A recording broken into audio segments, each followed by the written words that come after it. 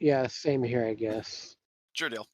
Hello, everyone, and welcome back to D&D&D&D&D campaign number 2 of Black Ink and Blue Blood. When we last left off, the party reached the Badlands of what was once the great central kingdom of Pendidi, the pinnacle of Yavik civilization, before the War of Gilded Roses brought the Amazonians to heel and silenced them. Splitting the party for now, King Caleb returns to his people and motivates them to an act of well-intentioned piracy to get them to the war front, while trying to curb the Tabedrans' desire for immediate short-term wealth, gold, and survival.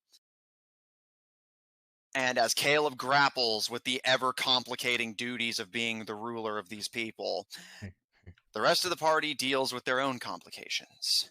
While Zephyr was out on a scouting mission, they discovered the temple where Queen Pendidi had been buried in her death, secured with with gravitational magic that makes the once prospering city able to survive against onslaught. Lucifer, separating Zephyr from the rest of the party, led him to the top of the tower, where he revealed that the Scar Concord is entering an alliance with the bandit lords of the Minlus Kanat, and coercing them into assisting the Concord and betraying the Khan herself, who you may all recall is interested in helping you, but is willing to join the Concord should you fail her. Betrayals on top of betrayals, this story. And speaking of, Zephyr, thinking quickly, sabotaged Lucifer's attempted Oh, cut out. malformed mutant. Where'd I go? Tabedra. Zephyr, cut out for just like a second. sabotage. Yeah. Zephyr sabotaged the creation of a Pendidi Ichor beast at Lucifer's hands, leaving instead a malformed mutant that shows that Zephyr's blood may not be as safe as Dr. Knight had hoped it would be. Zephyr sprinting, spending hours running through the streets, avoiding Kaloom's constructed canines and the Ichor beast of his own design.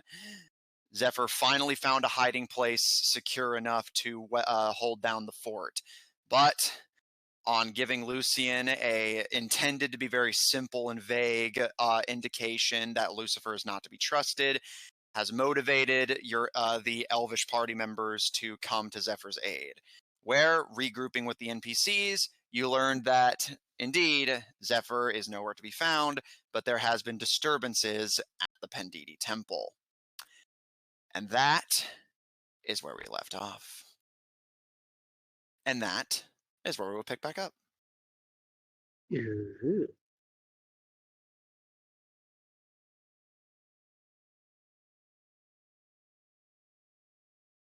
So we can't find Zephyr, but it's obvious something happened.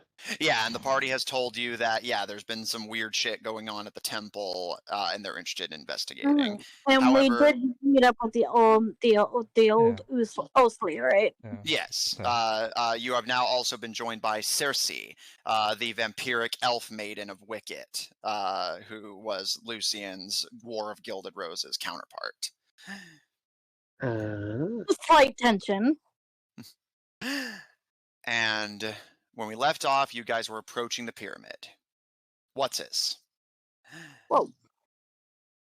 As you and the others approach the massive temple, you see stretching before you the same long abandoned and rotted farmland of what was once the agricultural beating heart of the Pendidi kingdom. The only real semblance of structure and might that has survived the storm being the temple itself, which, as mentioned, is made out of this strange, burnt, blackened wood laced with gold. And as you all approach, you see that, as mentioned, running up the slopes of the rhombus, both upside down and properly upwards, but still at a pyramidic slope, is a great city of gold and ivory, several stories high in all directions. They're gravity-defying magic, allowing them to build structures that nowhere else on Yav would have allowed them to. Would I know that this would be Pendidi's, kingdom? Roll history.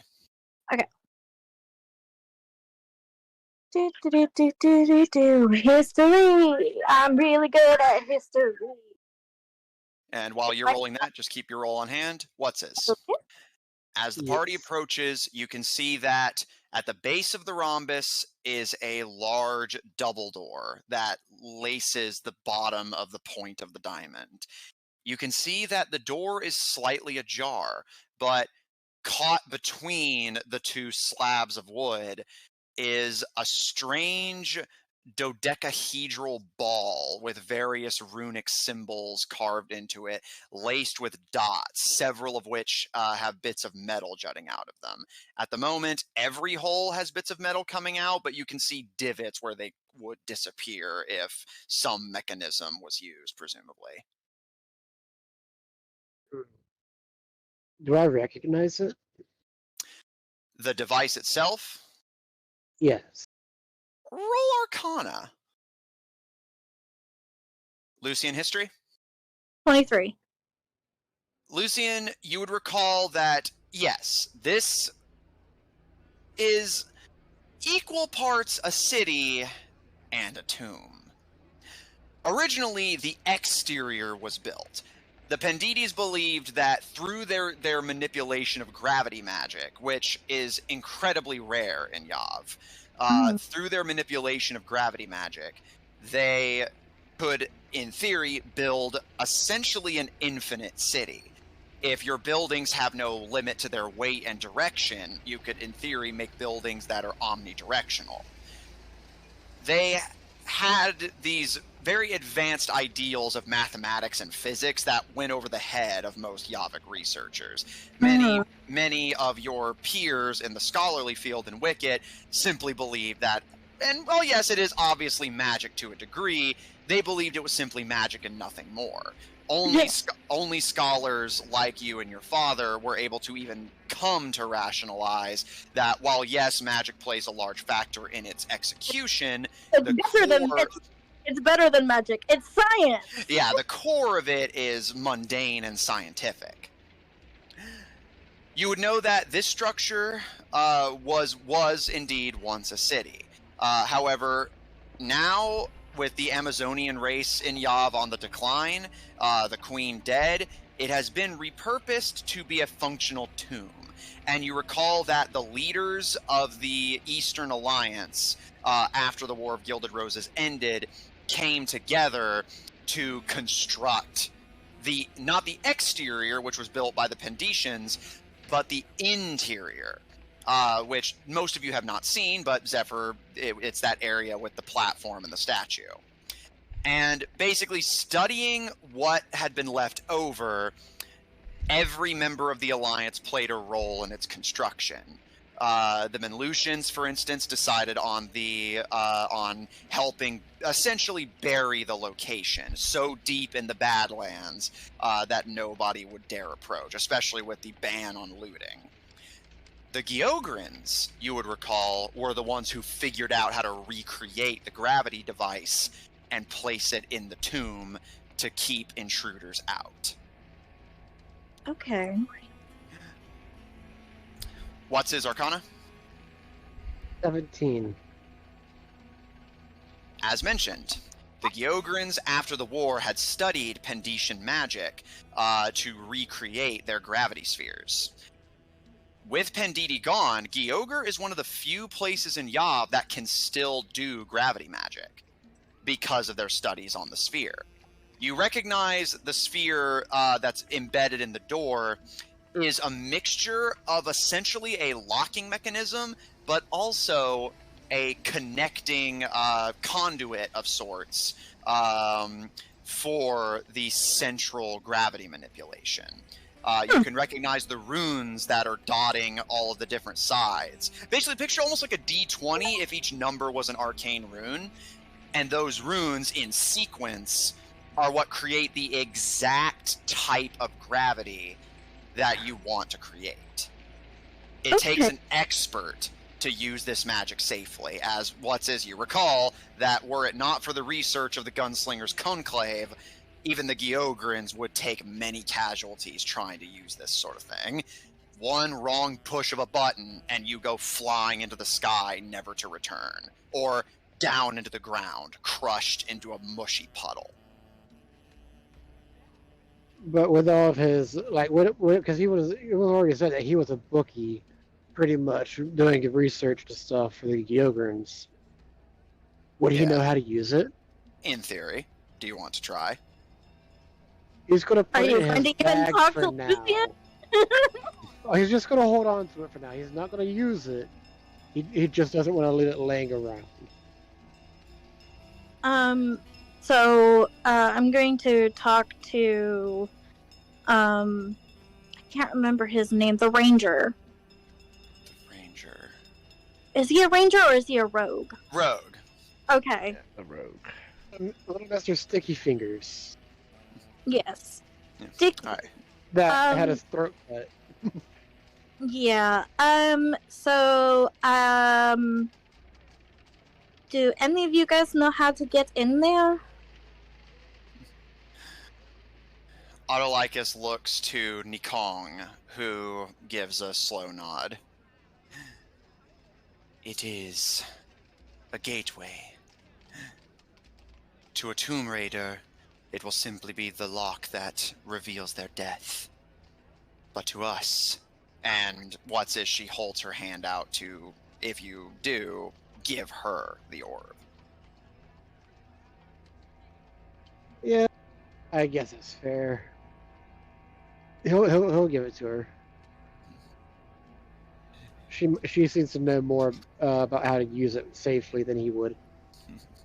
Yeah, which once she takes it from you, she pulls the door shut, presses the orb back in, and as Lucifer had done before, begins to tap the runes in sequence. You can see the various steel pipes jutting and exiting.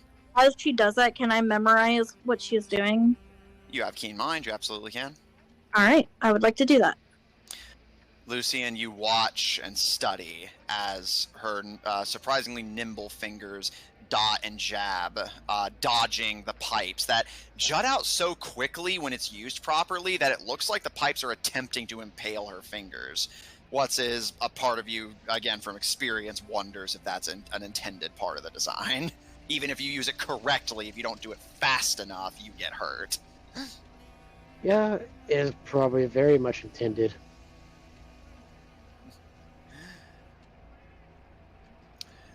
After a moment, she hits a button, and once again, the pipes all jut out, sticking it into the door frame.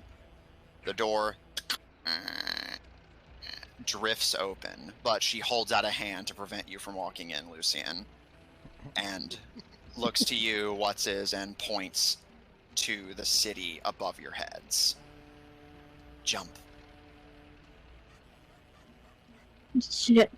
I will jump.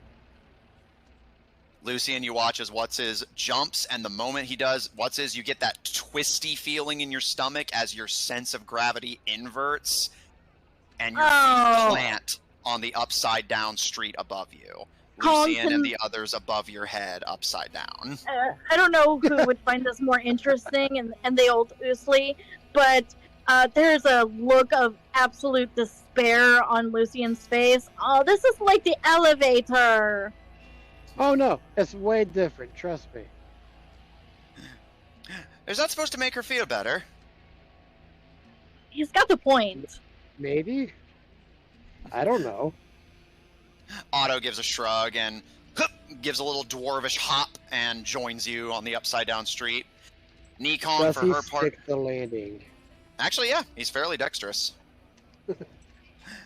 Nikong does a cartwheel to be upside down And seeming to do that to smooth the transition, you notice her landing is incredibly graceful and practiced.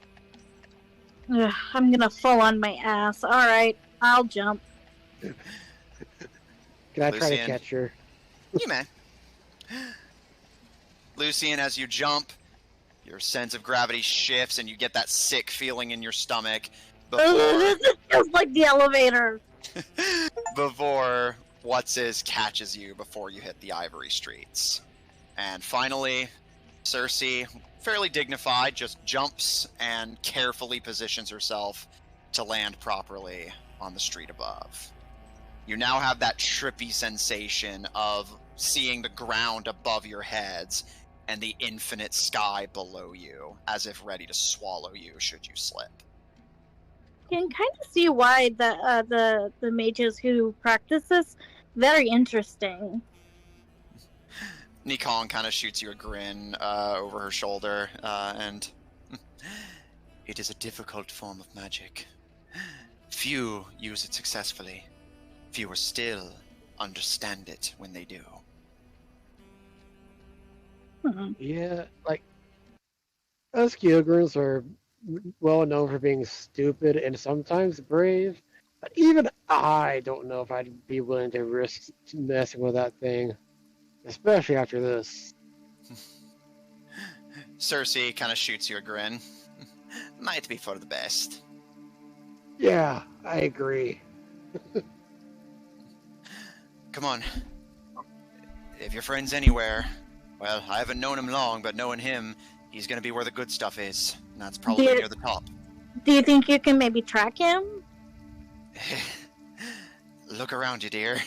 And you look at, again, 7-story buildings, all of which have, like, different walkways and streets connecting them. It's like what's that painter that does, like, the infamously really surreal landscapes? Oh, I know what you're talking about, but I can't like name it on top of my head, but I know what you're talking about. I'm gonna try and find it, but basically, yeah, looking around you, you are in a surreal, So, like, impossible landscape. So it would be impossible for me to memorize which way we've been. You can memorize which way you've been, but it is still very possible for you to get lost. All right, Basically, if you go off track for any reason, you're completely out. All right, Well, I'll try listen. to. What? Oh, I just thought I had an idea. MC Escher, by the way. You think you have an idea? What is this idea? Why don't you message Zephyr, let him know where we are, and maybe he can give us an idea of where he's at.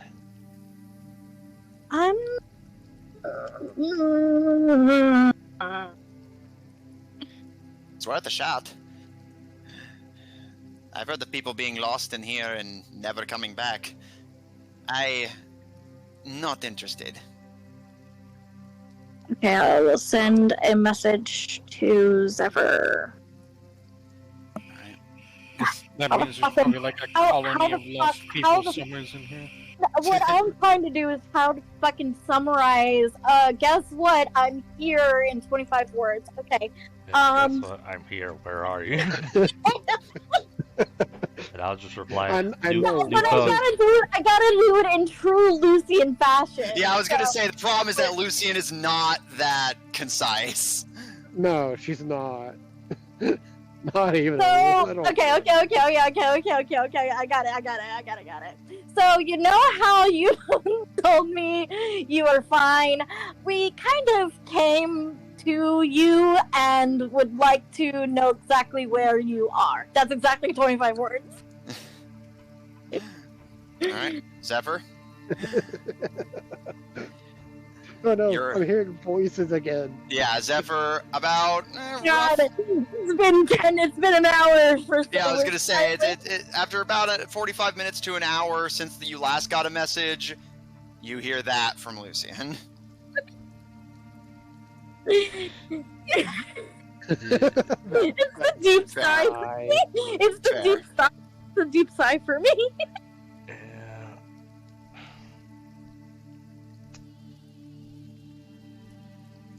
Love you.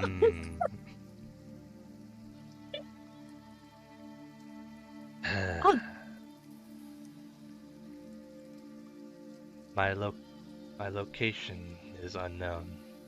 Oh god. But I am fine. You know, he just hated having to admit that he didn't know where he was. Oh. Yeah, he's fine. That means we can go. He said he's fine. I'm gonna turn to the others and be like, well, he says he's fine, but I don't think that he's fine. Why would you not think that? He told me not, well, I mean, I just, like, had this... She kind of stares at you, seeming almost kind of confused. She kind of gives a, mm-hmm.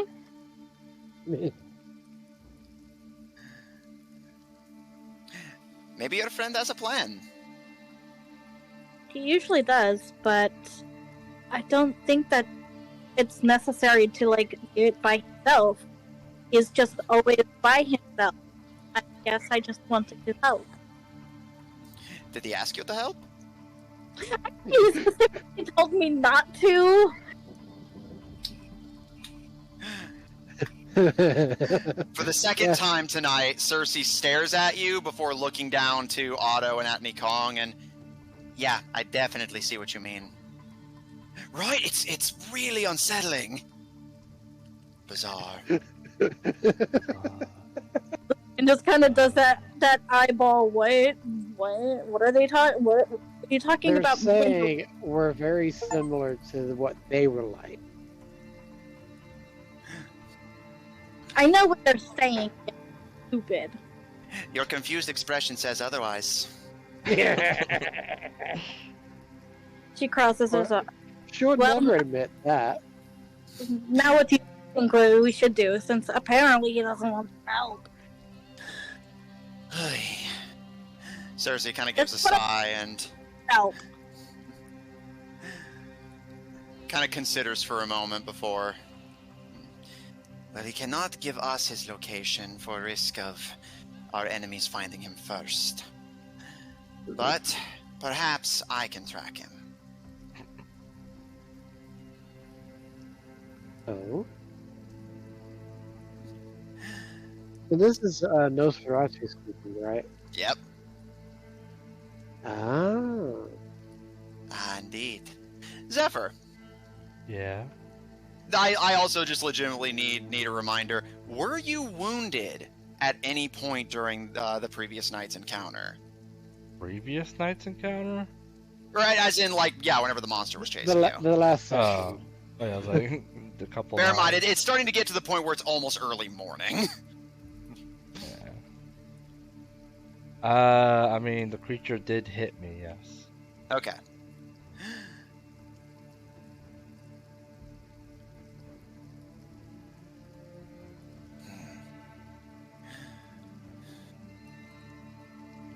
Cersei kind of sniffs at the air before... Follow. Ooh. Lucien looks like she's got a chip on her shoulder, but she follows. When doesn't she have a chip on her shoulder? Really? She's angry about something very specific. Assuming because of the fact that you said you asked about tracking, and now it's. So I think Matthew knows. Because we literally had a conversation about this yesterday. Mm-hmm. Well, just ask her to bite you and it'll all be fine. Don't think that hasn't crossed her mind? I know it has. Well, for Probably. different reasons than you Well, think. They probably crossed what's his mind. Like, Not again. Alright. As you all follow behind her, she leads you through the winding maze-like structure of this temple, before eventually you reach that section Zephyr and Lucien had. Lucifer, sorry. That Zephyr and Lucifer had. One of the twins. The salmon-colored line where, from your perspective, it just divots into the open sky.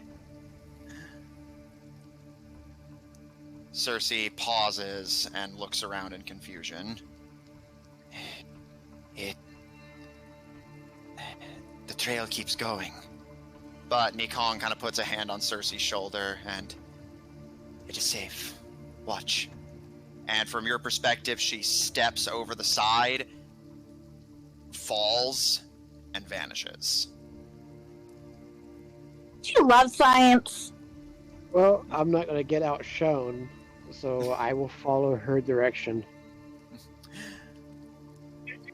Whatshis, as you take a step over the side, you once again get that sick feeling in your stomach, like you're being pulled to the ground, but the sensation follows the direction you're falling. So it's like the weird sensation of your stomach trailing against the exterior of you, but slowly working its way up into your chest until you get like a lump in your throat before you kind of steady.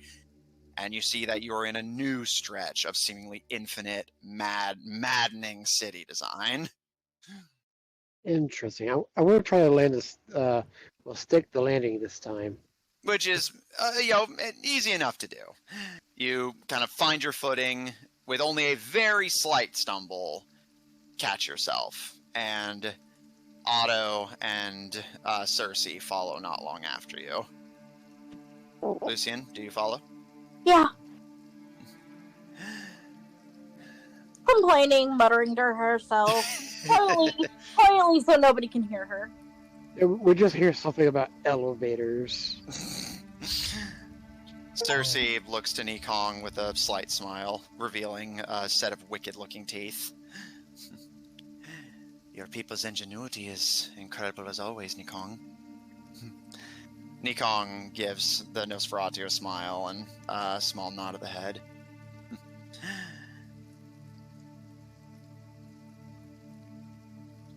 Where does his trail take you? This way.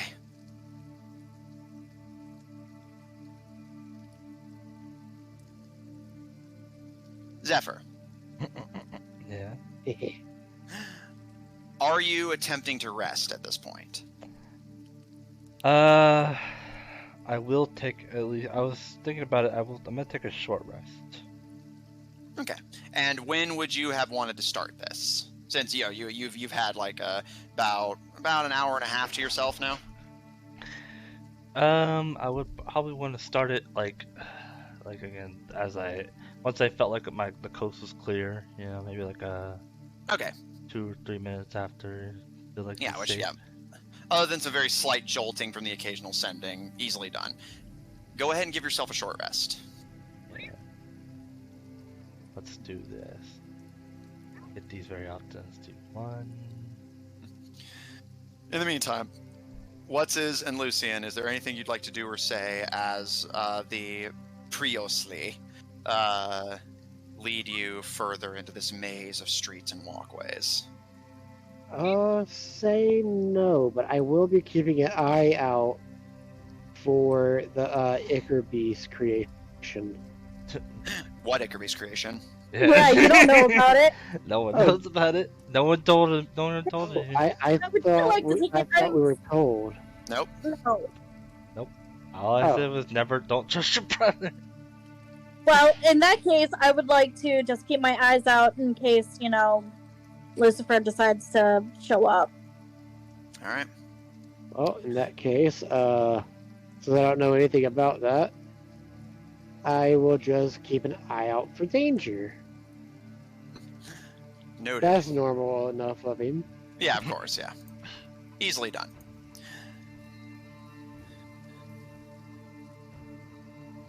Zephyr. Yes. The party is not being especially sneaky. So, between that and your... I'll double check your stats, but if I recall, you have a fairly decent passive perception. 22. Yeah. I think hers is 1 lower than mine. Yeah, so...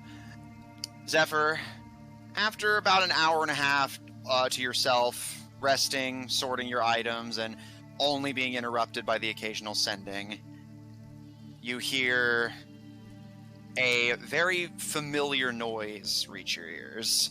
Oh god, Lucien muttering Yeah, I was going to say a himself. faint mumble of Elvish complaining. God fucking damn it. I presume is your next thought. Wouldn't it be God's fucking damage? True, but... 4, 5. You So, hear no, actually, in Zephyr's case, it would be, because I was... Zephyr, it's not like a spoiler thing. I was looking at your character sheet because of the Ichor Beast, so I was like making sure to give it all the appropriate stats and abilities, and I noticed that you put Zephyr's religious faith as himself. So I yes, love in that. Zephyr's case, it actually would be God fucking damn it. I would like to add a little funny note for Zephyr.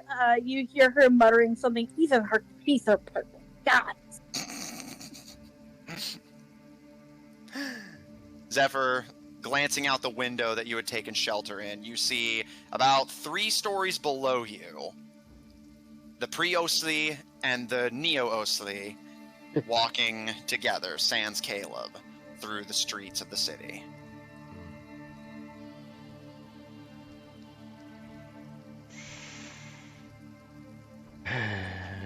Let's see, what should I do with them? Also, yeah, with the short rest, I'm back at full health. Nice. And indeed, Cersei kind of looks around in confusion before looking back to the rest of you. He's been here, but the trail stops. She licks at her teeth in thought. It goes off in all directions. Sweat. Panic. Is that honey? Wait, Zephyr? Panic? Those words don't even go together. You'd be what surprised what runs through your head when you're a rogue caught off your guard.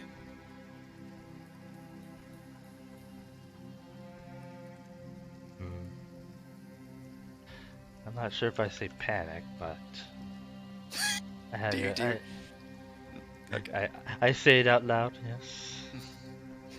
You all hear Do we Zephyr's hear voice. Yeah, you all hear Zephyr's voice just casually trail down to you, and looking up, you can see his head poking out of a building 3 stories up.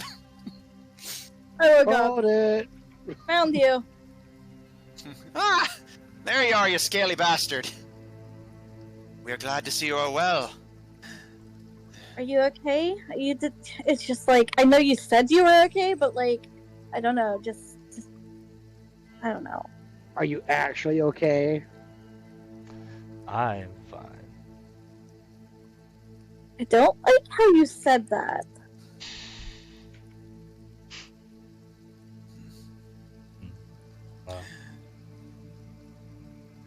Where is the necromancer? Yeah, where's my brother? Zeph? I don't know. I'm sorry, what? I don't know. Why don't you know? Well, I mean, He's not the one, brother's keeper. She gives him the nastiest Otto kind glare. of quietly chuckles to himself. They came here together. I expected them to leave together. Thank you. Now, where is he? I mean, as I just said, I don't know. But last time I saw him, he was at the tomb. So he Mekong's- Yep, go Get on. what he came. So he did come get what he came for. You knew of this.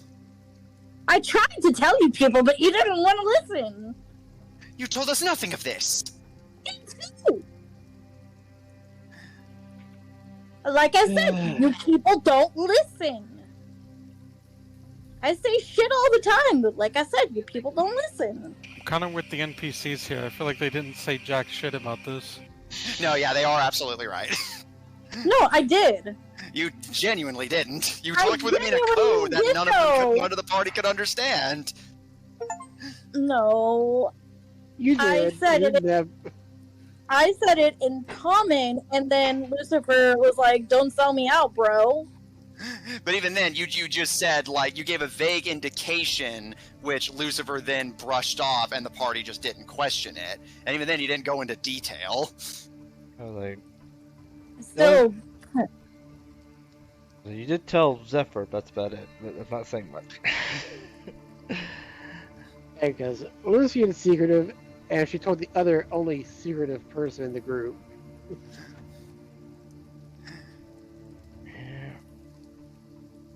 The Priosli look to each other, and we need to ensure the security of Her Majesty's tomb. With a necromancer and some kind of blood disease, I don't like the idea of mixing the two. Or the three, at any rate. Only two, but unless you're counting the necromancer. And what would have happened if that, well, did happen? I mean, it would... yeah, I think you already know the answer to that, but did he make an Ichor beast? you could say that. I don't want to sit here and guess all day. Could you just tell me? Well, I mean, it's your brother, who is all about this Ichor. So I think you can do the math equations of. Yes. She crosses her. He's saying yes. She crosses her arms. Why do you have to be so fucking difficult? Several of the Priosli snort to themselves. Oh, Yeah, I was going to say, how do they react to that one? oh, I had a reaction to that one. Either way. Wow. That's why I said I am fine. I'm gonna give him a once over. Does he look okay? Yeah, he's not wounded. He seems a little tired, but that's about it. She squints her eyes, but shrugs. Well, I think I can remember the way back. You guys wanna, I guess, what happened to the Ichor beast? Did Lucy take it? It wandered off somewhere else. I wasn't necessarily gonna chase it, considering it was probably stronger than I am. Yeah, probably a good idea. I think we should check the chambers, just in case. The Priosli kind of look to each other with a nod, and Nikong looks up to you a few stories up, Zephyr, and calls up. I understand that this is not your battle, but I must ensure that Her Majesty returns to where she belongs. This is not what she would have wanted. If you will assist me in this endeavor, I will be grateful, but it will not be expected of you. Well, the bad news is that if Lucy did make her into a Ichor beast, she is not going to be herself ever again. That's implying you're going to revive her. It sounds like she just wants her body there. Her Even if spirit it's like must a be laid to mutant? rest. That Even is all if her that matters to thine. So if her body is like a mutant, it doesn't matter?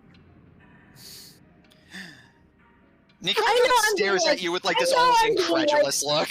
I'm sorry, I know I'm not being like super delicate, but like, I mean, we don't really have time for delicacy. Indeed. I am going to rescue my queen from your family. Anyone who wishes to accompany me may. And with that, she turns and begins to walk away. Otto kind of shoots you a nervous expression before joining her, and Cersei kind of shoots you a smirk, Lucien, before falling in line as well. She's smirking at The necromancer. that felt personal. Anyway, no, the smirking. Anyway, I'll look over to Gil, or Whatshis, or whatever the fuck his name is now. It's gonna be like fucking the final session of this campaign. People are still gonna be like, "Who's Gil?" Pretty much. I guess we help. I mean, I kind of he started it, so I finish it. I mean, I got to clean up his messes anyway. So, you in for a fight? Hey, as much as I respected her, now I get to fight her. Well, it's a dream come true. Keep your pants on. Let's go. Come on, I'm not that bad. Wait, he's You're wearing pretty bad. pants? No, you're thinking of shirt, Zeph. And Zephyr, Otto calls up to you as the Priostly head out. You tagging along, Scales? Sure, I have some unfinished business. Then we are all in agreement. And the Amazon hoists her sickled broadsword over her shoulder. Man, that's a really cool weapon. I'd use cooler. No offense. Acknowledged. But she does turn to you with a friendly smile. Whatshis and prove yourself a warrior worthy of wielding it, and I just may allow you. Challenge accepted. She shoots you a smirk and gives you a small nod. All right, He'll- girls. he'll- Let's he'll stop bring flirting. out Let's his- go. Yeah, he'll bring out his great sword. Gyogran steel. Yeah, it's pretty good. At least I hope it is. She gives you that kind of small gesture of the hand and head of just like, you're good. Well, I haven't used it yet, so. Then, do not sheath it until it has tasted blood. I like this one. This is his counterpart, isn't it? Yeah. That's why I like it. Everything, It makes a lot of everything sense. everything has come full circle because jeez. The six of you make your way up the diagonal slope as Nikong, treading these streets like she spent her whole life on them, leads you higher and higher. It's this gut-wrenching sensation, especially the higher you get, where imagine how dizzying it is to look down and see like several stories below you. So for some people that's already enough to have you check out. And then you look up and it's the bottomless sky.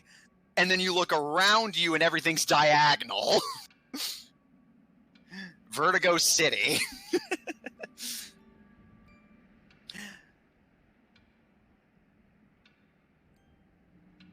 Finally, Zephyr, you see that the fire is no longer lit, but you do see that you're beginning to approach the church that Queen Pendidi's tomb was constructed in. The bandit lords, Lucifer, and your creation are nowhere to be seen. However, all of you can see signs of a struggle.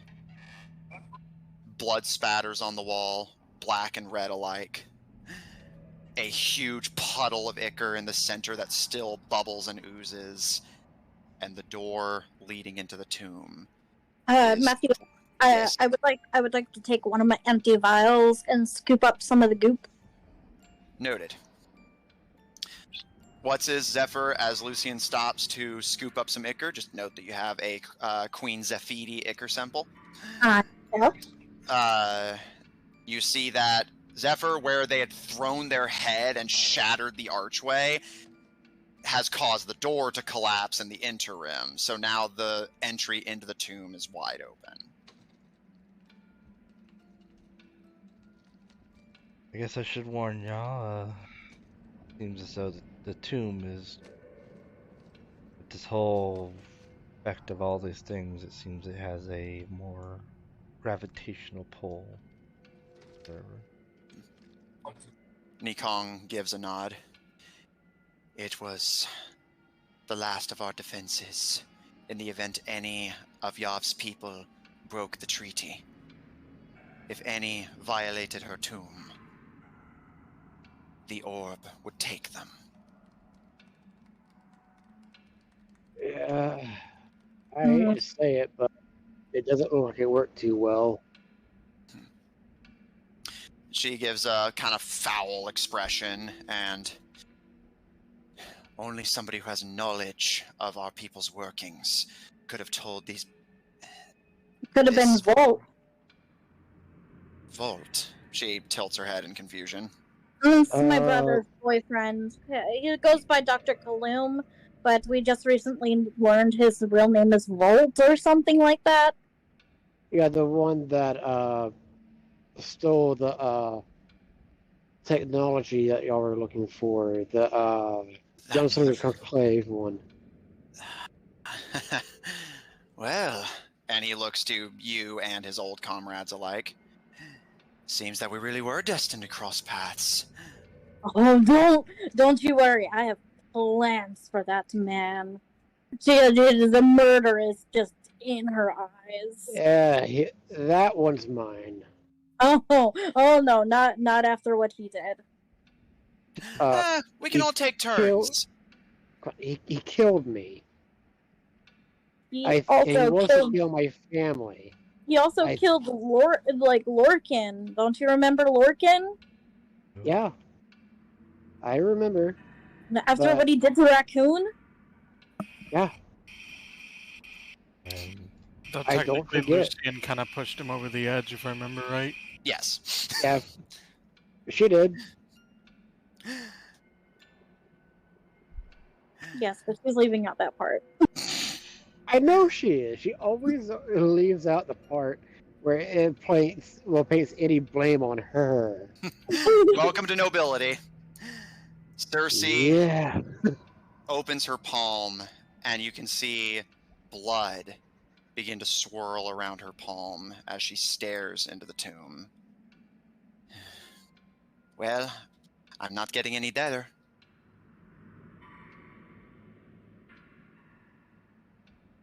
So that's your ability. One of many. You hear muttering from Lucien. She smirks once again. Something about, I could do that with a light spell. So easy. Man, she's really not enjoying this at all. Now that she's got competition, we might have a better cleric on our hands. What a dichotomy. Fucking Zephyr is like entirely indifferent to his counterpart, basically. Whatshis is infatuated with his, and Lucien despises hers. Infatuated. I'm impressed. That is not the word. I don't mean infatuated. infatuated like romantically. I mean like just like infatuated on like just a you're cool level. There's different types of infatuation, but she doesn't hate her. She just thinks that she's, you know, the other girl's better than she is, so she doesn't like that. I wonder who Caleb's equivalent is supposed to be. They have mentioned that they have one other teammate that has gone further into Barbarous to help on the warfront. Oh, that's interesting.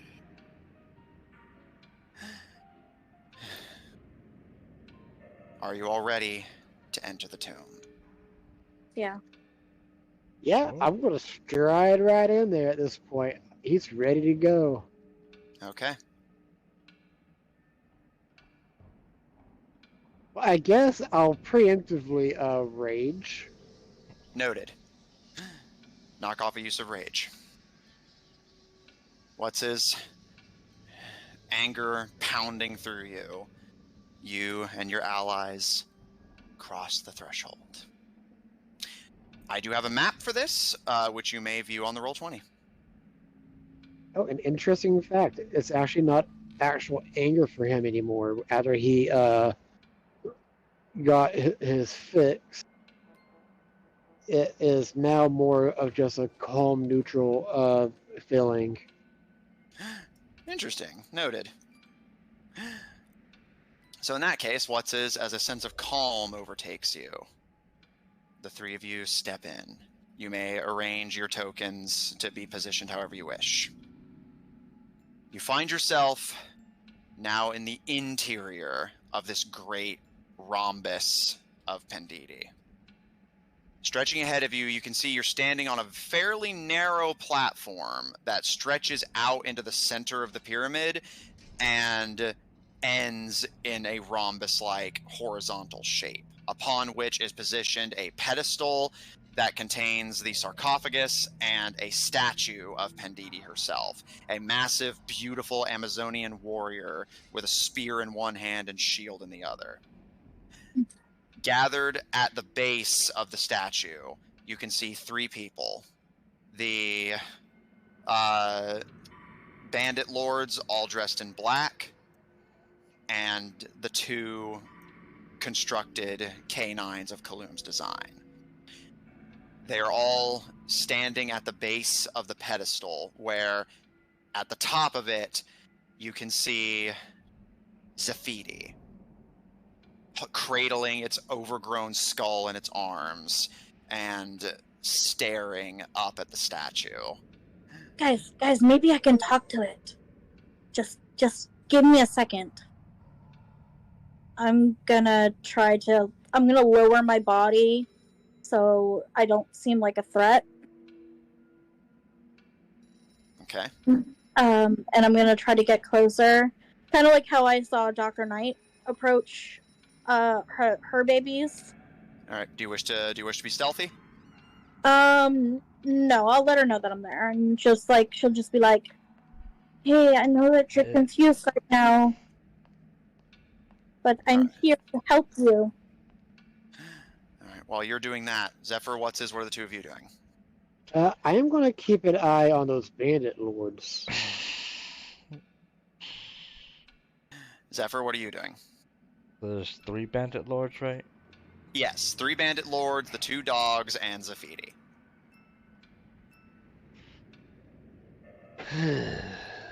I will go invisible. Whatshis, as you carefully watch the Minlusian lords, Zephyr out of the corner of your eye vanishes. And Lucien, as you approach, whispering sweet nothings to the Ichor Beast, the bandit lords turn around, as does Zephyr. And while the bandit lords instinctively move to their weapons, and the dog, one of the dogs charges forward to be in between the 3 of them, Zephyr lets out this gurgle that gives them pause. And Zephyr, you watch as your Ichor child holds up its massive head over itself and hoists it over the side of the pedestal before the mouth opens and it vomits a stream of Ichor over the side.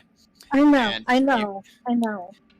You all watch as the Ichor goes down only about 10 feet before getting sucked into the black and gold dodecahedron beneath the pedestal that's keeping this entire structure in place.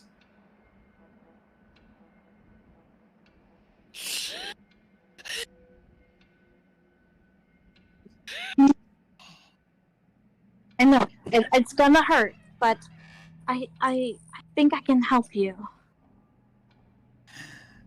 The fat-fingered bandit lord levels a pudgy finger at you as you approach.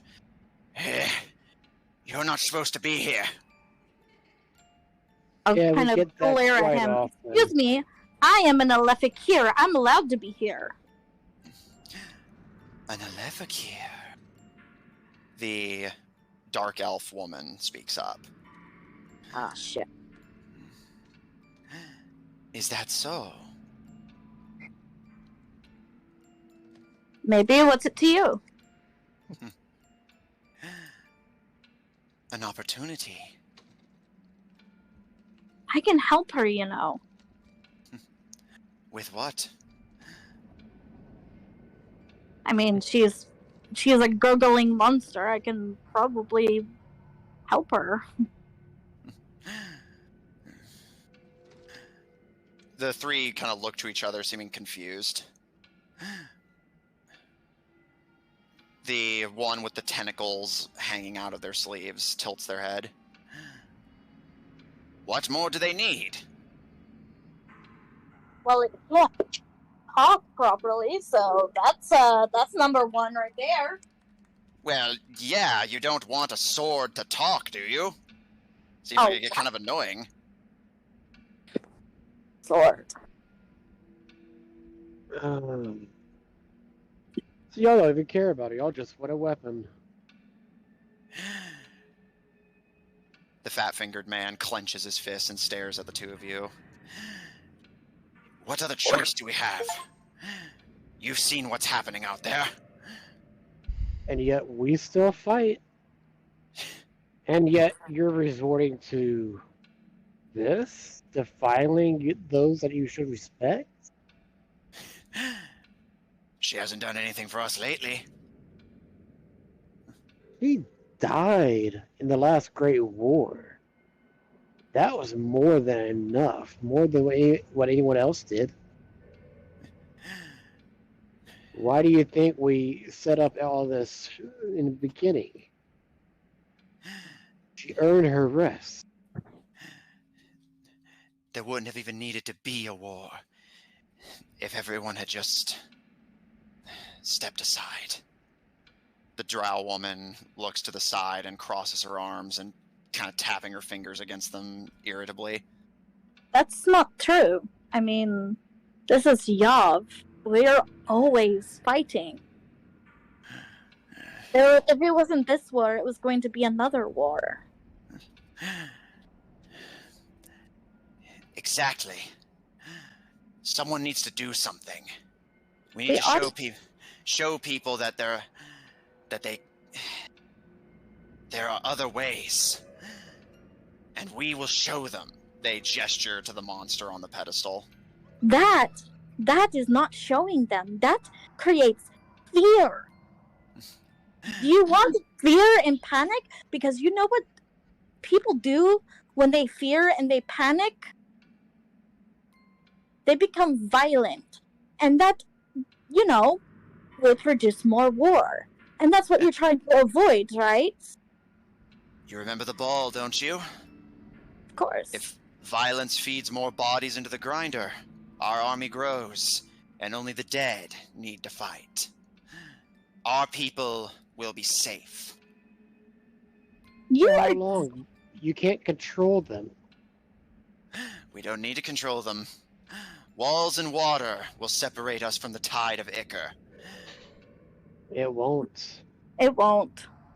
We've seen these things fly before. We've seen them do miraculous things that you wouldn't even comprehend. Then what would you have us do, Elefakir? Lay our necks on the line so we can die for you again? No, we want you to join us. We're not asking anything more of you than what we ask of ourselves. Ah, so the same thing, just with prettier words. We're trying to help, y'all. I'm trying to clean up my brother's mess. I'm trying to help. He's the one that is spitting on my family's name, not me. I'm making it better. If that's what spit seems like, I'm enjoying it. And she licks her lips. Finally, an Elefakir who does something. An Elefakir who thinks of others outside of the manor. An Elefakir who cares. Even if it's for a little while. Why does that sound like sarcasm? It's actually not. She runs a hand over her head and gives you a wink. Your people, this alliance of yours, intend to drag us into another war. What happens to you, to your families, to your lands is not our problem. And you want us to lay on the wire again. Die again. So that you don't have to be on the front lines. Not again. Never again. Can't you see that we are on the front lines, though? We are putting our lives on the line. We're trying to take down the Scar Concord. Doesn't look like much of the front lines to me, sweetheart. Front lines is about a day or two north. You're here, the back lines, where we like to be. He gestures to himself and his open stomach.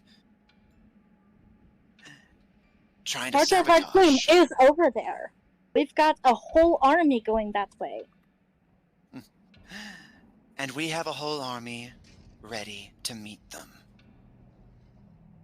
Starting with her. Or reinforcements, at any rate. Tell me, what did her ladyship promise you? What are you talking about? Are you talking about the lady in white? Nothing. We have nothing to do with her. No. She means Sun Dragon. No. The Khan. Oh, that?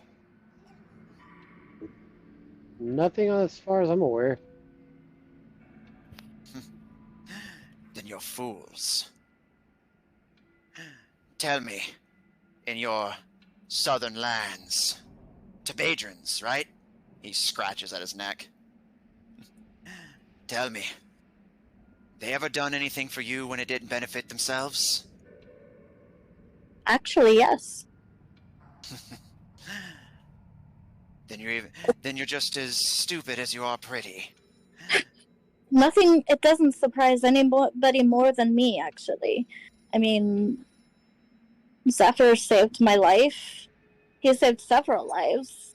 Caleb is an amazing shot, and I think he's going to make an amazing king. Because unlike a lot of people in his position, he cares. Is that what he told you? He doesn't have to tell me, I can see it. You're blind, Alephakir. You're blind to the reality of the situation. And you're blinded by fear. So, you don't have any room to really speak. Maybe not. But I suppose only the dead are truly silent. At least they used to be. Isn't that right, Your Majesty?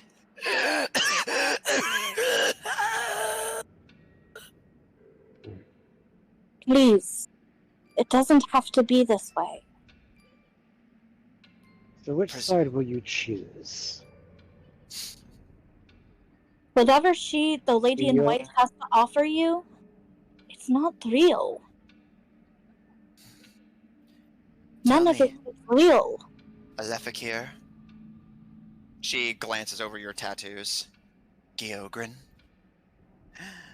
What do you have to offer us in exchange? We've been offered everything we could want.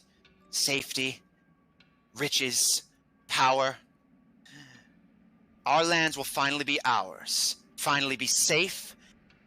And finally, we can keep our hands out of others' pockets. Let me ask you a question. How are you going to have all of this land when everything is going to die? Everybody you know, everything you know is going to turn into those. And she points at the Zeftiti. Everything you know, dear. No. Everything we know has been promised safety in exchange for aid. It's you know business. What a promise is? Do you really know what the promise is? Is she just giving you her word? You can really trust a word of a woman that you've probably never even met? Boy, I'd hate to see you in a shop, miss, if this is how you think of business. I'm not the business person, Zephyr is, but I'm not trying to make business with you. I'm trying to have you understand the gravity of the situation. Whatever it is that she promised you is not real. And even if she says it is, how long do you think it's going to last? It might last a lifetime for y'all. Maybe two. But eventually, their eyes will rest on what you have, and they'll want it. And they'll come for you. You said it yourself. Lifetimes will pass before then. It will no longer be our concern. will have lived a good life, a full one. One where we no longer have to live in fear of people like you. Have you seen the symbol for the Scar Concord? A world torn asunder, yes. A world. Yeah, these people There's are no just straight. room. There's no room for little corners of the world of imperfections, as I think that she would think. Conquests take time, dear, and in time, people die. The thing is that she's making these pie crust promises. Yeah, I She don't doesn't. know. I don't think that she intends to keep them, ever. You have yet to offer us anything reasonable in exchange. You simply ask us to go off of your word. The exact thing you criticize us for doing with her. How about this? You want us to make you offers. But how about this? What do you want in return? Obviously, you like land, you like riches. But what else? You obviously have something in your head. The larger one crosses his arms and stares at you. Gold. How much? They kind of look to each other and kind of like weigh their options mutually before. 5,000 platinum should be a step in the right direction. He And if rubs you his get hands that, together. you will back down and you'll fight for us instead? My friend, that's just part one of the price. There's decimals, I's to dot, T's to cross. Alright, well then get to it. Our lands will be left out of your conflict. The Minlus Connaught wants nothing to do with a new war. We've already laid our people to bear and bleed for you once. Never again. Your wars are yours. Well, Our you lands realize- are ours. You realize that we can't control what the Concord does, right? Indeed. But you can control what yours do. As long as you stay neutral, we can guarantee you that we will, at least on our end, keep you out of it. The two of them look to the Dark Elf, who And not only stares. will I pay you 5,000 platinum, I'll pay each of you that are here present right now 5,000 platinum. That gets their attention. They look to each other with raised eyebrows, and the larger one snaps his fingers and points to the ground in between the two of you. Show us. I'll pull out my backpack, and I will start pulling out platinum. And I will put, you said 3 of them? Yeah. I'll make 3 piles of 5,000 platinum. Does he have that much platinum? Yeah. Amanda, when we did our looting, didn't want any of the money, so I took it all. At least for what we got. The larger one looks to you, looks to the pile, looks to you, looks to the pile, and... May I? By all means. He approaches the pile and begins digging his fingers through it and scooping it up in handfuls and looking over it. Currency of Penditi. Geogran Platinum. Even some wicked coinage. He sniffs at the coins for a moment before turning to his comrades with a nod. The money is real, but their word is ours to determine.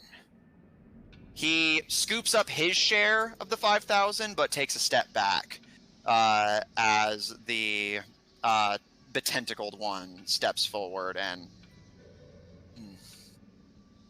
You have no power over your military anymore, and That you're will change. Is that so? I plan to kill my dad, and I will take over. Is there any other way to ascend to power these days? Not with this one. He looks to the dark elf, who is quiet for a moment and staring at Lucien hard. Do I recognize her? Roll history. Why is she staring at me? Why is she staring at me? Do I know you? 24. You do. Ah. The last time you saw her, she was a body on your father's operating table. Oh. Oh no, this is awkward. Did I ever cut into this girl? A little bit. You know, every young mortician to be needs a body to practice on. Oh god.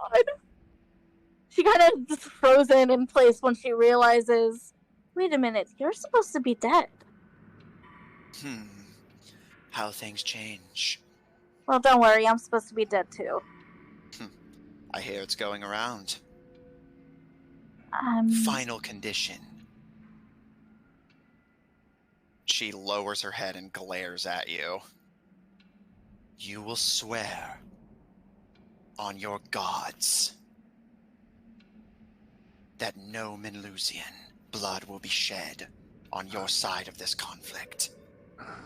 If you spill even a drop of our people's blood in your military's name, in the name of defeating this lady in white, may your god punish you. So when she says Malusian, what does that mean? Minlusian. They remember how the Tabedrans are the southern bandits? Yes. The Minlusians are the northern bandits. Okay. Which don't kill them. Anywhere. Yeah. Any Basically, means. even if the Scar Concord holds them at gunpoint and sends them out at conscripts, no Minlusian blood gets to be shed by the Western Alliance. At least that you have control over.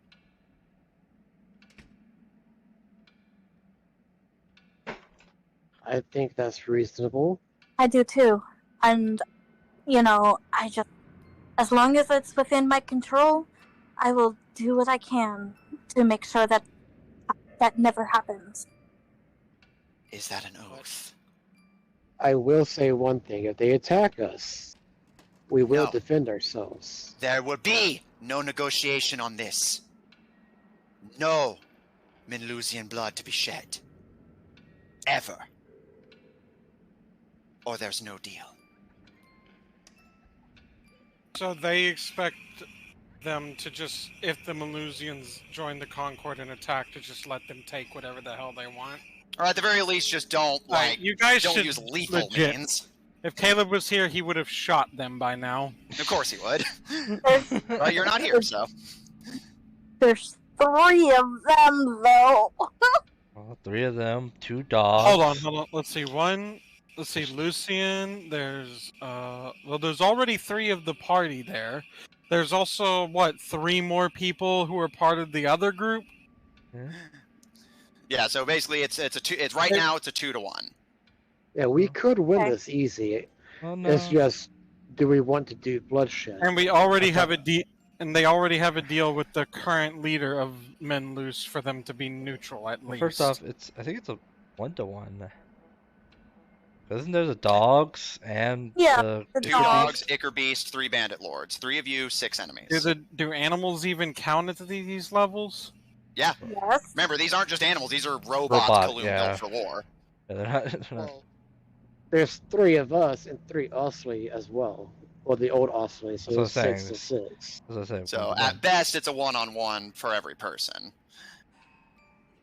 But Just do you want to risk it? You want to do it peacefully? I wanted to try to do this peacefully. That's literally an unacceptable term. Yeah, it's I mean, you realize that this is impossible for you to ask, right? even as a bandit, I go many days without shedding blood. Is it such a hard ask to not kill an innocent who has no quarrel with you? So if they do Innocent, have a that's not quarrel, what But that's not what they're asking. if they do have a quarrel with us, I do want to defend myself. But I can guarantee this. I will not kill them. I will knock them out, but I will not kill them. She glances to Whatshis. Killing, I cannot. I can do. I cannot. I can agree to not kill. But if it comes I down will to defend. if it comes down to defending, I will only knock out. She kind of scowls, seeming a little unhappy by the condition, but the tentacled one steps forward and kind of putting his hands up. One addendum. Only if your defense is against a Lucien violating our agreement. If they break the treaty, and we stay out of your conflict, then you may fight. But you must understand, the enemy you hope to defeat, there is no victory over her. There is only submission and death. And if we take submission, how can we be blamed? How do you know that she can't be killed? You've never met her. You don't, you know. We've never met her either. Everyone can And die. I find, yeah, that anything can die if you try hard enough. Spoken like an Elefakir. Fine. Lucien, roll persuasion, and I'll give you advantage. Whatshis is helping you out. You've, at least so far, been decent about their terms. Yeah, because as long as they stay neutral, like we're requesting, they shouldn't have any people on the front lines to be killed. You can hear her screaming in the other room. And yes, indeed. They look to I'm each sorry. other. I'm okay. No worries. They look to each other, and the larger one gives a shrug and still pocketing platinum. The money's good. That's about the extent of my concern.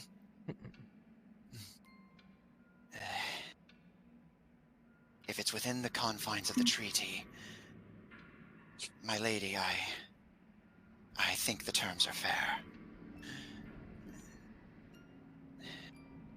The Concord has no further business with us anyhow. They've given us what we requested. Fine. But, and she holds out a hand to you, Lucien, I want to hear it from the necromancer's lips. An oath in your god's name. That you will do everything within your power to keep our people safe on your battlefield. Do we have a deal?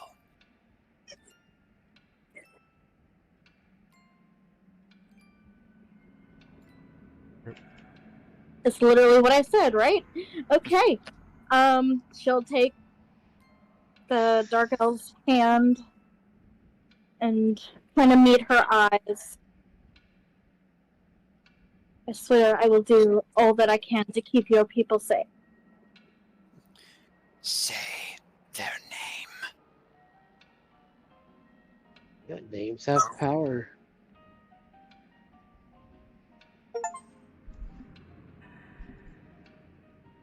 Gods as my witnesses, the Melusians will be saved. They're wanting you to say Morzana or whichever one you worship. They're not wanting you to use a generic, by the gods. They want you to name the god you worship. She kind of gives him the look of, don't you think I fucking knew that? Yes. So, why aren't you doing it?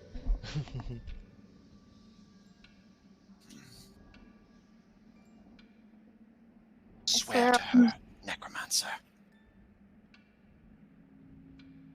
On my Lady Marzana.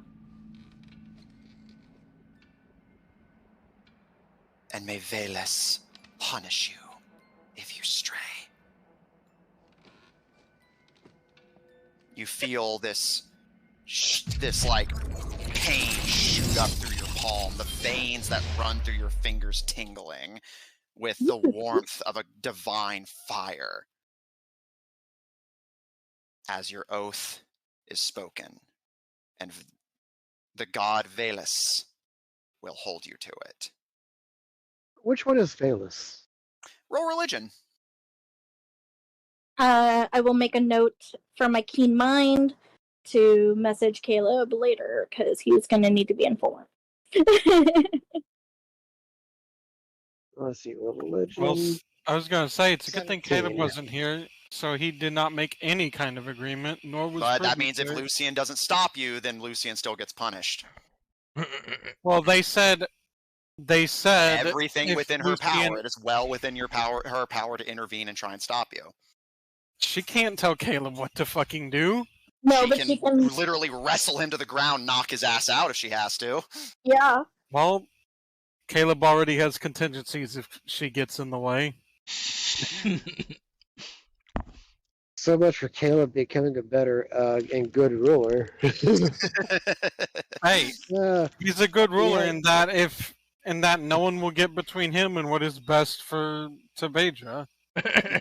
Spoken like a Yeah, true yeah, king he had and a a true good- Tabedran. Yeah, Yeah, I was he like- had a like- good short reign. I'm not worried. What's his religion? 17.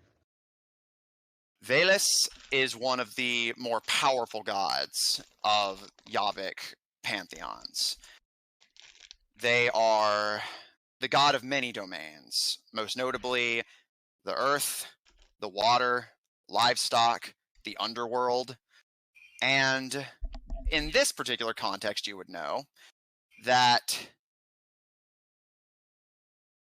they keep a sort of divine, almost assassin of sorts in their employ. He is known as Volos. Volos will punish breakers of oaths.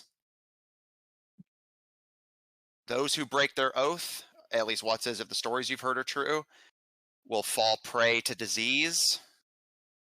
And if the disease doesn't kill them, part of the curse of breaking an oath to Volus and Veles is death in battle.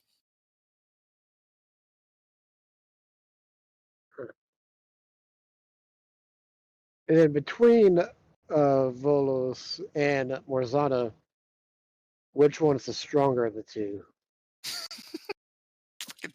Doing like fucking divine Pokemon. Well, like on a Veles- basic like ranking. Veles is the second most powerful god in Yavik religion. Marzana is very powerful, but like, while she's by no means a lesser god, she is definitely, in terms of overall strength and power, below Veles. Remember, Veles is the god of the underworld. She's just the goddess of getting you there. Yeah. Well, this will be interesting. As your oath is taken, she seems almost quietly surprised that you even agreed, but does pull away. And looking at her hand, kind of stretching her fingers in contemplation, she glances to you and gives you a small, almost imperceptible nod.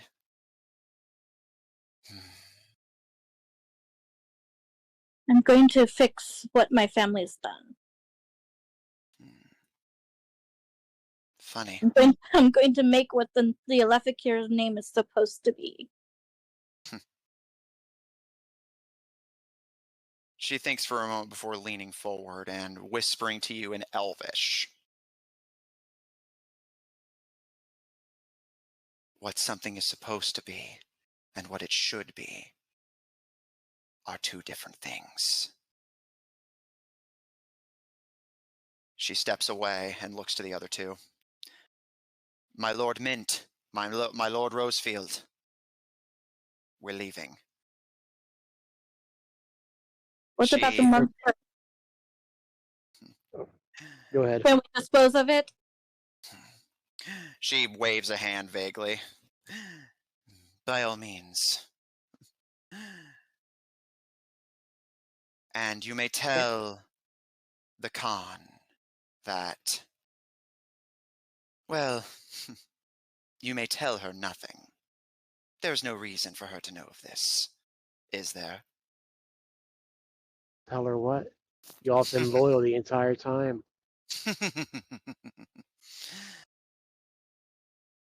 Come on. Let's get out of this And- place. Did each of them pick up their pile? Yep. Rather, Mint is picking up all three. You expect they'll have to harass him to get it back later. Fair enough. As they pass you by, Mint is just so busy counting the coins, but he does give you a small nod as he passes between the two of you. And Rosefield kind of gives you a somewhat awkward and nervous bow, but as he starts to kind of trepidatiously make his way past the two of you. Did I get her name, the Dark Elf lady's name? No, at least she hadn't told you it. Before you leave, so that I can keep my oath when I eventually do have to, cross paths with your people, what name should I give? She gives you a small smirk. Lord Midernaster. You're gonna have to write that one down for me, buddy. Yeah, it's a mouthful. I will also say, you said one of them bowed before they left, right? Yeah, Rosefield, the one with the tentacles. Yeah. I will return the bow. Your mercy is greatly appreciated, Your Highness. Our people have no quarrel with you, you understand. We have to consider our survival. Of course. And please, there is no Your Majesty here. I'm trying to be a whole lot better than my predecessors. Yogur has a long ways to go. That actually seems to get all three of their attentions as they kind of glance to you, but he's the only one that speaks as he kind of gives you a slow nod. You're a better man. Yeah, Let's hope it I stays try. that way. For your sake, as well as hers. His eyes dart to Lucien's before he gives you a nod.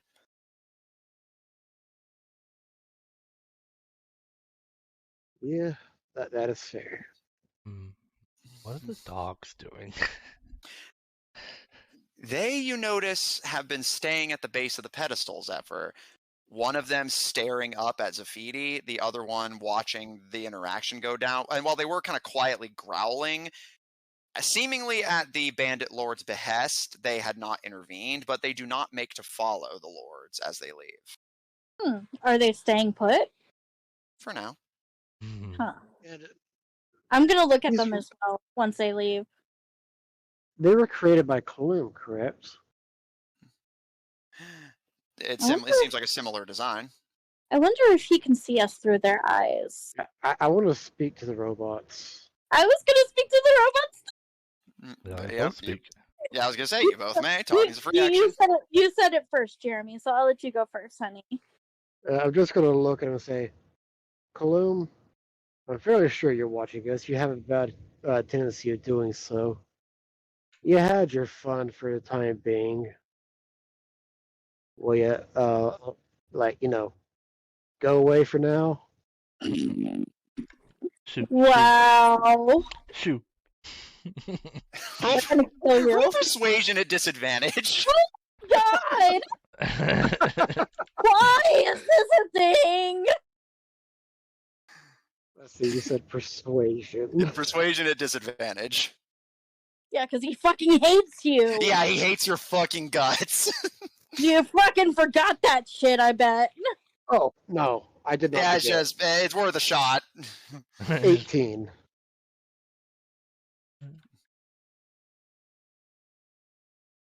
The dogs stare at you for a second before the one that is not staring at Zephyr gets low to the ground and Yeah, don't worry. I would bite him too if I were you.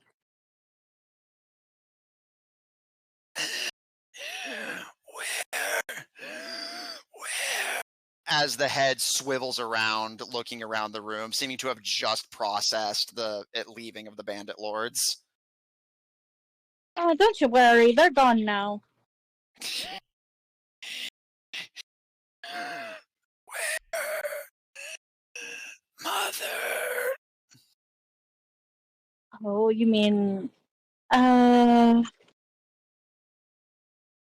Would I know? I don't think I would know what their mother would be. I tell you Could what, make could me I an insight deduce check. it? Yeah, could I deduce it? Yeah, I was gonna say, make an insight check. Can I deduce it? Do some deduction. Deduction. What game I like to play by myself. Anyway. Ooh, 18 plus stuff. What? Plus 8. 18 Okay. plus 8. 26. Lucien, as you watch them, you notice the attention their head keeps going. It's not looking towards the tomb or walls, which would make sense if they were looking for Pendidi's mother. And while you don't know exactly what's gone into this Ichor beast, you don't necessarily have any reason to suspect that it's the other half's mother either. Instead, you notice it keeps looking to the sky and then back towards itself. And you recall Dr. Knight warning you. Much like Kaloum can see and control his machines, the Lady in White is said to have influence over all Ichor beasts. Right. Are you talking about the lady?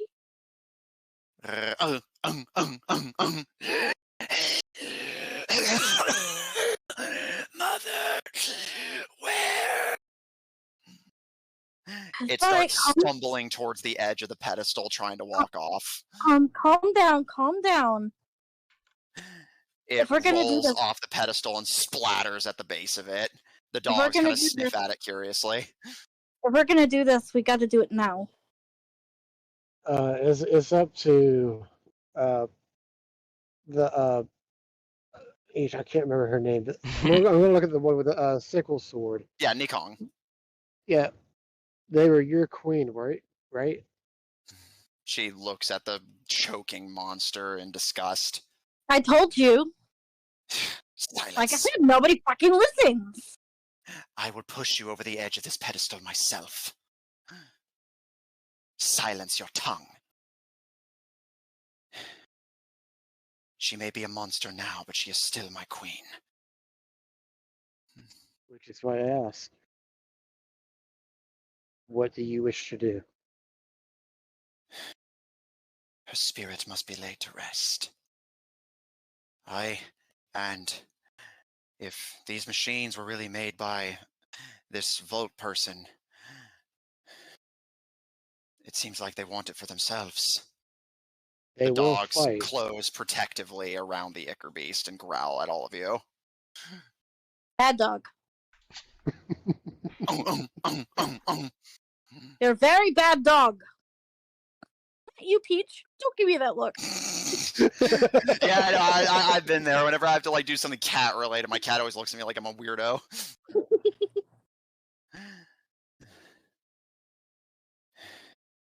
There is no other way. Not for me. If you do not wish to fight, you may go. Oh, believe me, I want to fight. I'll take out the dogs, or those are the ones I'll focus on. Oh, growl yourself. Zephyr? I know you're in there swing. killing them. Yep. Zephyr, what are you doing? I'm just gonna watch them for now. Fucking He just gets out some popcorn. Just Minecraft eating sounds. All right. Yeah, but I'm immediately just going to swing at the dogs. Lucien, as you give your confident declaration, Whatshis, you take a swing at Kaloum's latest creations as they fight to keep the Ichor beast within the thrall of the Concord to potentially be returned to the Lady in White. Caleb. I knew you were gonna do that. This is Matthew we're talking about. Yeah, man. Also, I realized something. What's that? Two things. First off, didn't they specify in the conflict with the Concord, right? Yes, basically, don't drag them into the war. Okay, so once the war is over, Lucien will have effectively completed that agreement. So what, you're just gonna conquer them afterwards just to be a dick? That's what Well, it sounds no, like. but it's like if he hadn't. I mean, if he ever comes into conflict with them, you know. It's like, well, the agreement's over, so. You are so much like your father, it's terrifying. Well, he's got to think Lord. about these things, you know. Or he's got to be careful about what he says. And everyone was so doubtful whenever Wyborn was like, you cannot be a good man and a good king. Caleb believes that sometimes you're gonna have to compromise on that bit. Oh yeah, and Wyborn agrees with you. Yeah, but when you said he's so much like his dad, are you talking about the Hound or are you talking about the gnome? Both. Or both? I mean, Caleb. it's like at the basically Caleb only has, and also it would also like Caleb. I'm just thinking about it like I'm thinking about it like if Caleb was thinking about it, like he would want to have a contingency if he comes into conflict. Oh, yeah, like you're not gonna be charged with a real world war crime for your fictional crime. We're just pointing out that yeah, it's a fictional shitty thing to do. I mean, it's not. It's what any kingdom does. You always have a plan in case you have to go into conflict with any other kingdom. I mean, the U.S. had a war plan. Yeah, we're not getting into history on the stream. It's like this is not a bad thing. It's pretty much an accepted thing you should do as a king. Because everyone thinks kings are dope. Well, even like the most idealistic king would need to have a plan in case, oh, maybe the northern bandits want to try to take us over. Caleb. It's like, I don't need to justify it. It's already justified. Yeah, you don't. I'm gonna fucking burn in hell because Caleb can't keep his fucking shit together. Hey, he's like trying to think of how he could get around it so you don't die if he needs to get around it. Also, the other thing is you'd have to be able to stop it. So if you don't know it's happening, you're not able to stop it. Caleb. As the Tabedra militia begins to make its way through the Frappe jungle. Caleb was going to say something that he wanted, say something to his father, I guess, since he seems to be relaying everything right now. Yeah. You have time. You're just walking for now. Caleb is kind of concerned about that, but he'll deal with that issue later. But since this is his plan, he'll just refer to him. He'll just basically clarify. My agreement was that I would not harm the city of Darkrise, so the city itself needs to be undamaged by this. He gives you a small smile out of the corner of his eye and kind of pats your head. Relax, you won't be hurting anyone. Oh boy. Yes, but I'm fairly certain if they see bandits burning their town down, they're going to probably make a good guess as to where they came from. Are they? You have a member of the royal family that can attest that there are rogue bandits out here. It's a dangerous world we live in.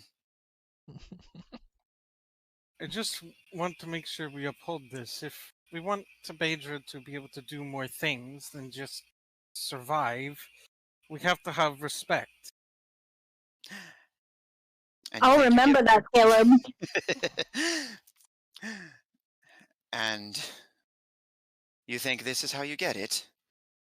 Well, a good start.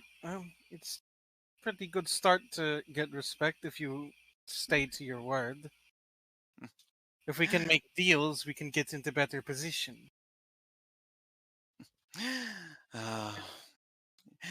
You're still so young yet, my boy. You have a lot to learn. But I don't want you losing sleep over it. We're just going to burn the jungle. The town will be unharmed. Mm-hmm. Why you control fire? I mean, there are ways. It's not precise. How much do they care? Well, Caleb will deal with that if it comes to it. Now, I know you were split on the matter earlier. Are you going with us to the ship, or do you want to keep the burners in line? And if I go with the burners, I'm more likely to be spotted. Right. And you don't want to break your word now, do you? No. Good boy. But I did agree that I would deal with anyone who stepped out of line. And you will. I can't have people just off doing their own thing. They have to follow what... They have to listen to what we say. Otherwise, what's even the point course. of being a kingdom? Of course. It's in the blood, boy. Man, what a manipulative ass. Now, come on. Let's make for the beach and see if we can't find a mark. If Ray's lead is as good as his word, and I'm inclined to believe both, we should have a nice and succulent one passing our way. Why you gotta say it like that? He's a thief.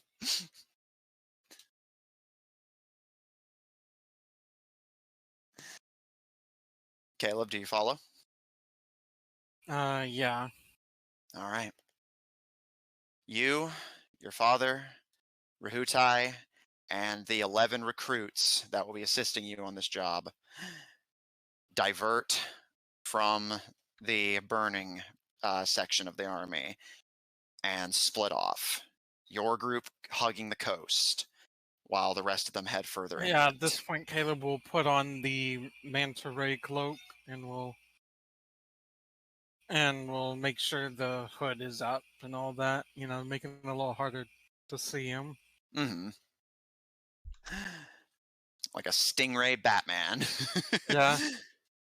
Caleb, I mean, the only reason why he's not like saying anything about his father's like just seemingly trying to tell him what to do is because, well, A, it's his father, so it's a hard thing to bring up. oh but yeah, it's your two- character, dude. Play him however you want. We're not asking you to justify it. We're just making observations. But the other reason is he thinks it'll help better with the deception. If it looks like his father is, if it looks like this, basically someone other than him is giving the orders, it makes it seem, basically draws us attention to him.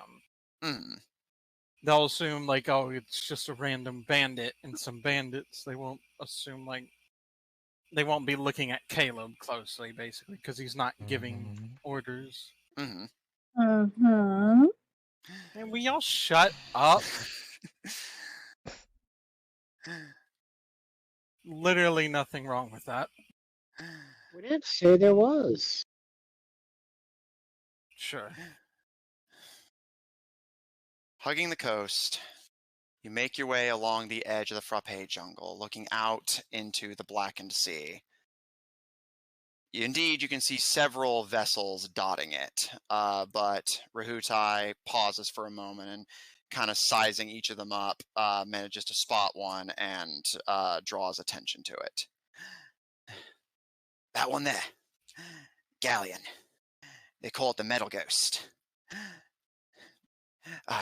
Can I tell him? It's meant to be a surprise. Go for it, mate.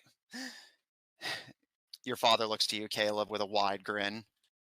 I remember you mentioning to the smith back in Rosewick that our people have a need for firearms. Well, as it happens, he gives you a wide, enthusiastic smile. Our neighbors happen to be one of the biggest powder arms dealers in the continent.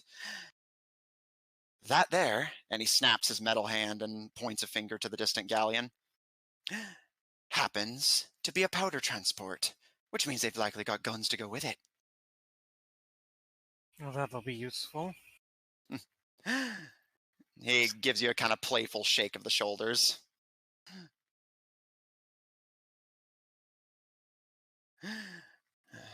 All right. Maybe if we have some more examples, it might help with my idea of us being able to make our own weapons. Aye. We can only hope. He gives a slight smirk. We might need some help from the Northerners to get a full production going, but we'll burn that bridge when we get to it. Any last prep you want to make before, well, and he nods back towards the jungle. Not sure when exactly they're going to do it, but it'll be soon. Make sure you're ready. Just as long as they're far enough away. But other than that, not really. All right. Then get low. Everyone stay quiet. Caleb, roll stealth. Stealth. I think I get what, like plus. Hold on, let me. It's I high. can easily. Yeah, it's high. It's plus something team. You said hi, and I'm Say just like, my name, then I'm gonna- instantly said hello.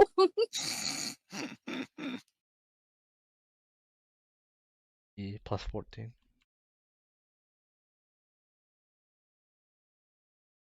Which character sheet is this?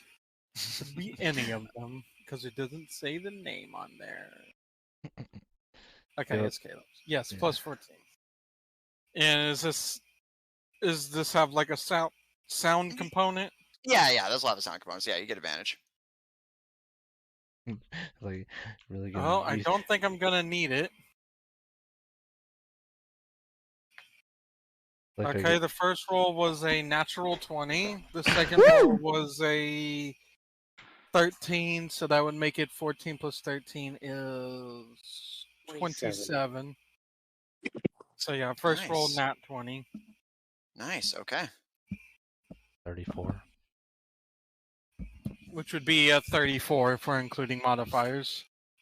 All right. Which, yeah, even on natural 20, the modifiers matter. It's just that the natural 20 obviously is a good step. Caleb, you and your Tabedran allies get low to the ground and stay quiet. Thankfully, you're not left waiting for all that long. After about, given the time it took you to get here, after at most like an hour or so, at this point, the sun is beginning to set on the horizon. You begin to smell the smoke and hear the distant shouts. Rahutai peeks up from his cover. You can see he's basically slathered some mud on his face and put a little like bit of leaves in his hair to disguise himself. And he kind of peeks up just enough, and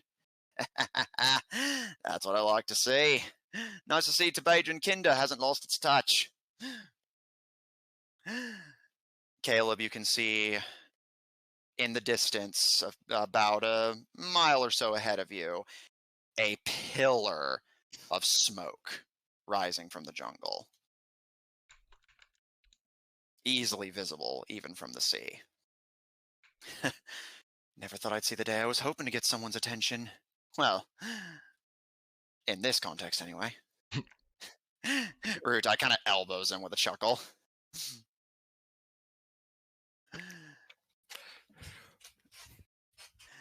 After a moment, it seems the bait is taken. You see the distant galleon change its course and begin making its way to shore. All right. Your call, son. What's the plan? I mean, we just wait for it to get close and then we take it, right? Aye, but there's more than one way to skin a cat, or take a ship in this case.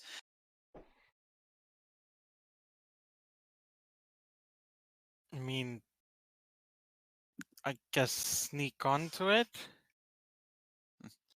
And if there's crew? Well, obviously, yes, we got to deal with them. All right, then. Long as we're all in agreement. He takes out a longbow and begins to nock an arrow. Yeah, he just wanted permission to kill. Rahutai pulls two boomerangs from his cloak and brings them to bear with a grin on his face. The other I'm two gonna die. patrons load up crossbows and put their hands to their short swords as the galleon makes its way closer to shore. Yeah, I'm gonna die. These aren't men loose. No, she just means like down the road. The galleon approaches, and already you can see the crew on board is panicking, throwing down ropes to get off the ship as fast as possible. Several of them are bringing buckets from the bilge hold to gather up seawater and run into the jungle. It's such a long way to go. Even at a dead sprint through the jungle, it would take them a while to get there, but they're determined to do everything they can.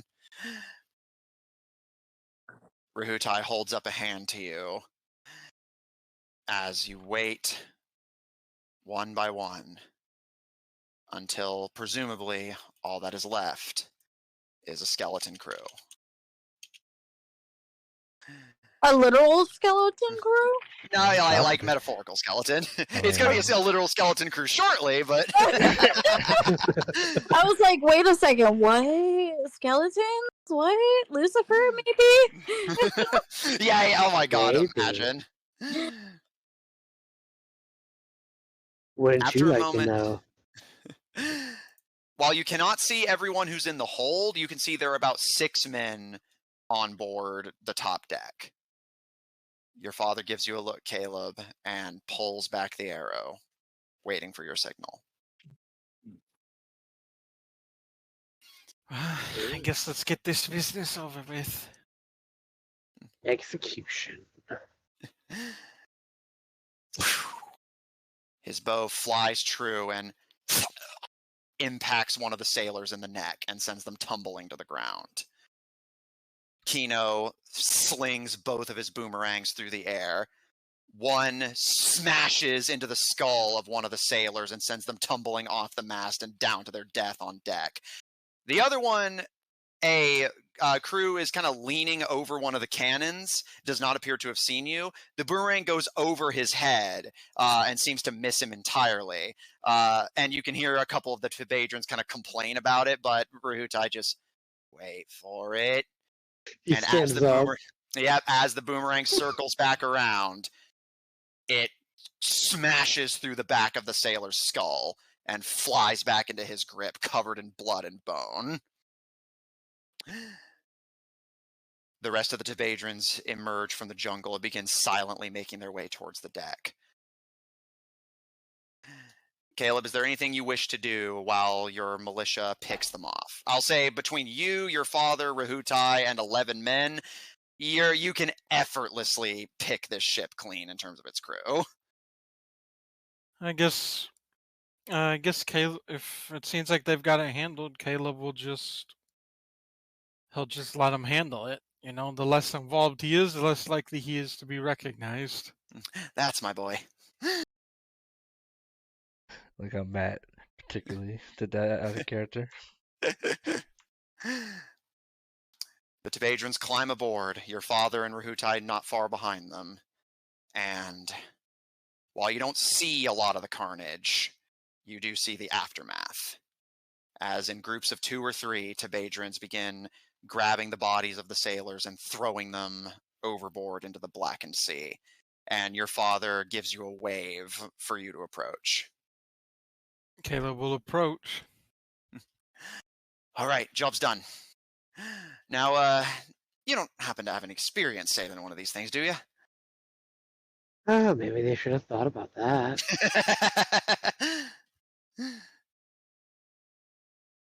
I have a feeling that would be a no. Yeah, unless your sheet says water vehicles. No dice? I suppose that scans. Kino, you... Yeah, I got it. All right. We're going to make our way a little bit up north to pick up our boys up near the coastline where the peninsula meets the edge of the Badlands. Then we're going to cut our way past Bullhammer, and you said you want us dropped off near Toradana, aye? Well, just once we get past Bullhammer, I don't know if we should go straight for the city right now. I don't even know our where our allies are at this point. Well, If you- they seem to make a mess wherever they go. Can't be that hard to find. We're bandits, not siege warfare experts. Aye, that's what the Alliance is for. All right. Kino, take the wheel. Rest of you, pull ropes. Do whatever he says. He gestures to Ruhutai vaguely. I don't know. Did any of the books on the pirates talk about how to sail a ship? It's usually just a lot of hoist the mizzen mast and hull the snotters with a will. Not exactly instructions, but and Ruhutai again kind of gives a wave of the hand. Never done it myself, but I've been on one of these once or twice. Can't be that hard. Oh, this is Yeah, great. this is a moment before disaster.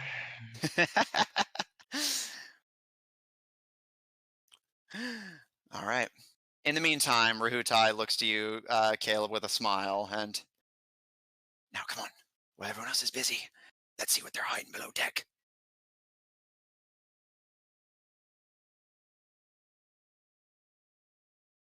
All right.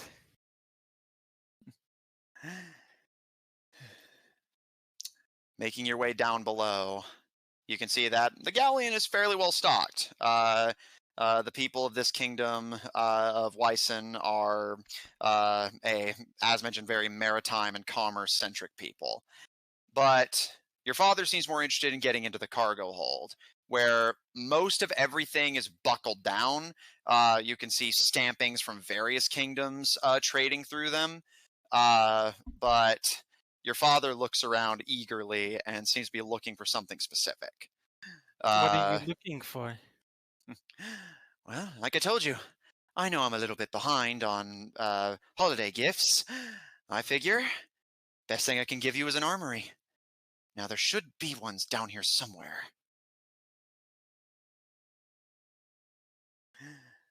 Caleb, do you wish to look around as well, or just see what your father finds? I guess Caleb can look around as well.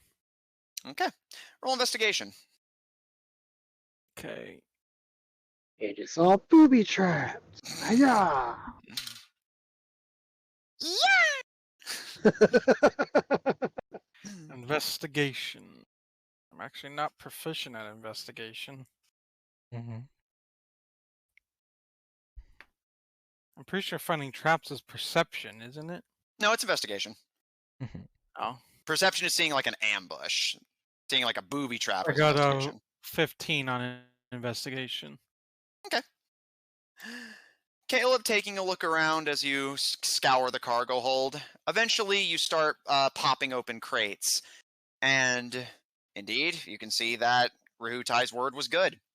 You can see many of the crates are loaded to the brim with barrels of gunpowder, muskets, rifles, and a few oddities that you're a bit more unfamiliar with. Guns with multiple barrels in odd shapes.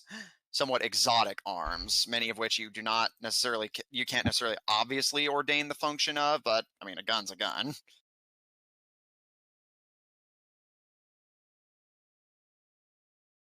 Any luck? Fair enough. I think I found it.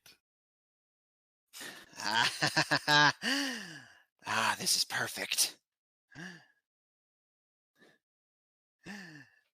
He looks over the multi-barreled firearms as well as the ordinary ones and gives a nod. We'll have to start them off easy. They're not going to be able to learn the intricacies of it right away, but we'll burn that bridge when we get to it, eh? For now, this gives us an advantage. And he shuts the crate and looks around protectively like he's half expecting one of the other Tabedras to be down here trying to steal.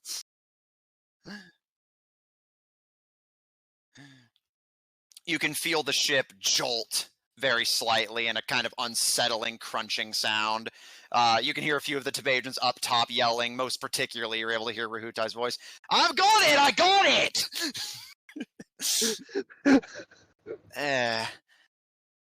I guess seeing isn't exactly learning. Not for everyone. Come on, let's make sure he doesn't hurt himself.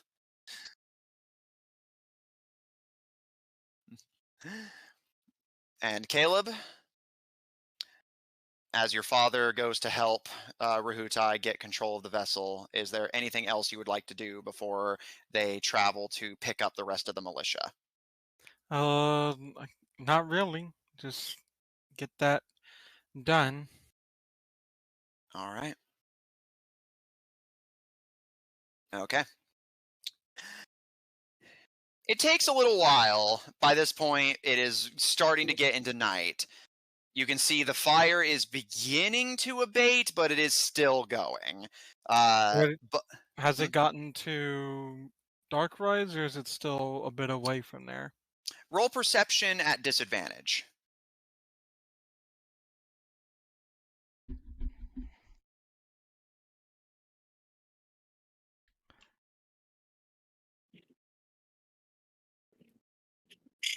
Okay, disadvantage. Perception. Okay. Alright, it'll be at 21. Okay. You can see that the fire is close to Darkrise, but it does not appear to have consumed the town itself. You imagine the screams would be a lot louder if it had. From the looks of it, at least from what you can tell in the distant night, it appears that it's just kind of on the edge of the jungle that's near them, and they're presumably at this point they and the sailors are just working together to try and calm it. Luckily, Darkrise is pretty close to a lake, so it should be controllable. Alright, that's good. The city shouldn't be damaged, hopefully. And your ship hugs the shore as it makes its way along. Your father, ironically, seeming to actually have at least a somewhat intuitive grasp of it, taking the wheel from Kino and getting you unstuck and down the way, before eventually you reach the edge where the jungle meets the peninsula, and you see some slight movement from the forest as the militia lowers the gangplank, and you can see the rest of the Tabedran army emerge. You can see all of them are covered in ash and smoke, but are visibly laughing and high-fiving each other as they run to the ship. Fair enough. As they all climb aboard, you see what you recognize as one of the guards from the castle approach you, laughing with his fellow guard as the two of them are just yucking it up, and they approach you and give you as best of a salute as they can, although it's not really in their Tabedran blood to salute properly, but it's messy, but the meaning gets across as they approach you. Job's done, Your Majesty. Set fire to everything we saw. Nobody saw a thing. Hi. No, not even rogue bandits. Might as well have been a lightning strike. That's good. Hopefully that is the case, and there weren't any unseen observers. Can you imagine their faces when they come back and see the ship is gone? You're a genius, Your Majesty. Aye. Hopefully I can continue to be lucky that way. Luck's got nothing to do with it, boy. Success is in your blood. I like how it tastes. He gives you a wide smile. I'll be happy once we've managed to take all the gold we can from Tiadana. You're hard to please, mate. I like it. Well, Always should always aim high. Let's not keep your little friends waiting then. He whirls the wheel and brings it around, and the ship pulls away from the edge of the peninsula to curve its way out into the Blackened Sea and go around Bullhammer, presumably, hopefully, to relative safety. Anything final before your father, and especially at this point, there's literally hundreds of Tabedrans, more than enough to crew this vessel at least semi-efficiently. You may rest at this point if you wish to. Yeah, I guess Caleb will find a place to rest. All right, yeah, crew's quarters, easily done. And your father even shows you, albeit he's having to navigate himself, but he deliberately puts aside the captain's quarters for you to sleep comfortably, and kind of tucking you into the bed, he gives you a smile and I'll be back once I've made sure the riffraff's not gonna burn the sails. Very well. Never knew our people were such little pyromaniacs. I like it. I just hope that they showed a little bit of restraint. Well, if their eyes are to be believed, nobody saw them, so a little bit out of pocket's not hurting anyone. Sleep well, son. Be back in a bit.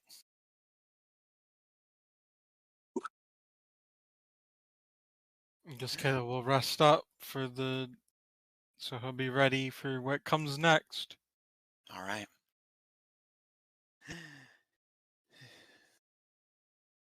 Lucien, Whatshis, Zephyr. I would like you all to please roll for initiative. Initiative to kill the monster. They're not a Ooh. monster. I'm not killing you. No, I said they aren't a monster. Oh.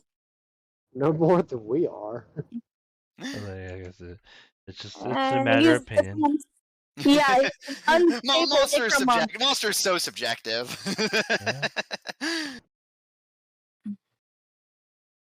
Yeah. All right. Let me get the initiative sorted on my end.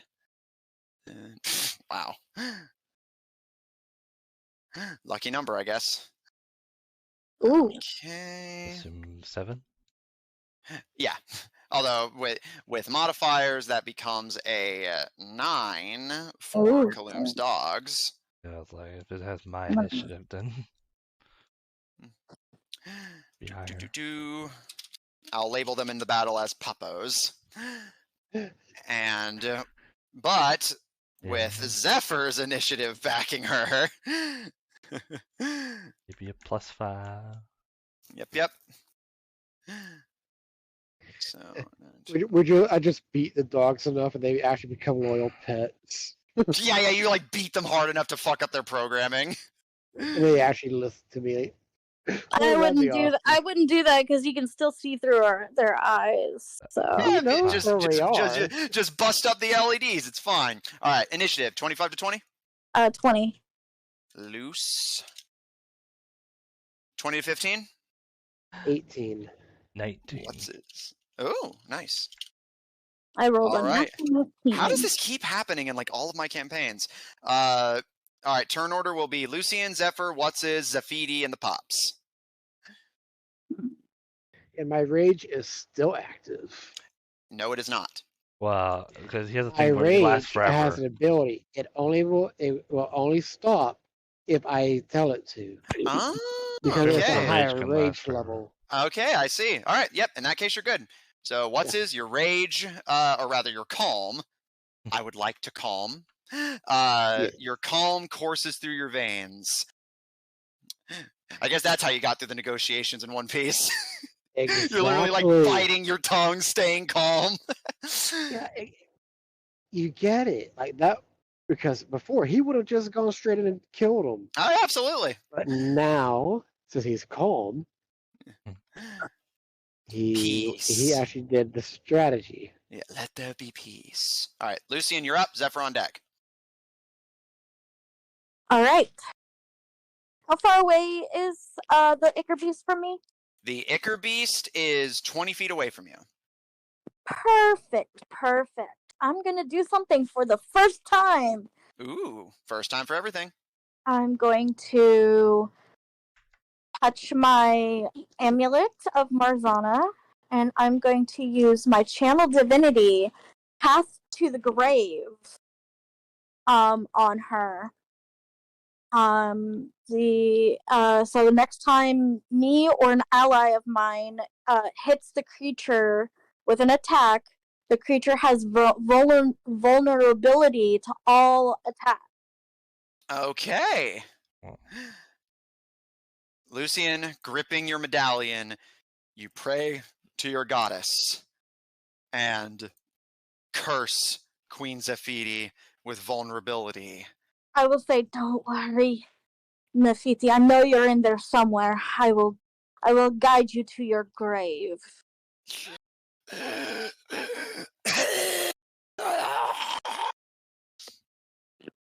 Anything else on your turn, Luce? Yeah, bonus action. I'm going to do my spiritual weapon.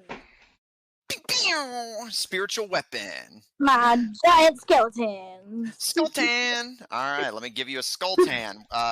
Where would you like to put it? Can you stream the thingy for me, love? You're gonna hear the music twice, so you know that. I don't hear any music, so I'm saying you will hear the. Oh, I guess yeah, you don't have to thing. I gotta figure out what level I want to do this at. That'd be important. I'll do that while I wait for you. That's done. Okay. I'm gonna do it at 4. Okie dokie.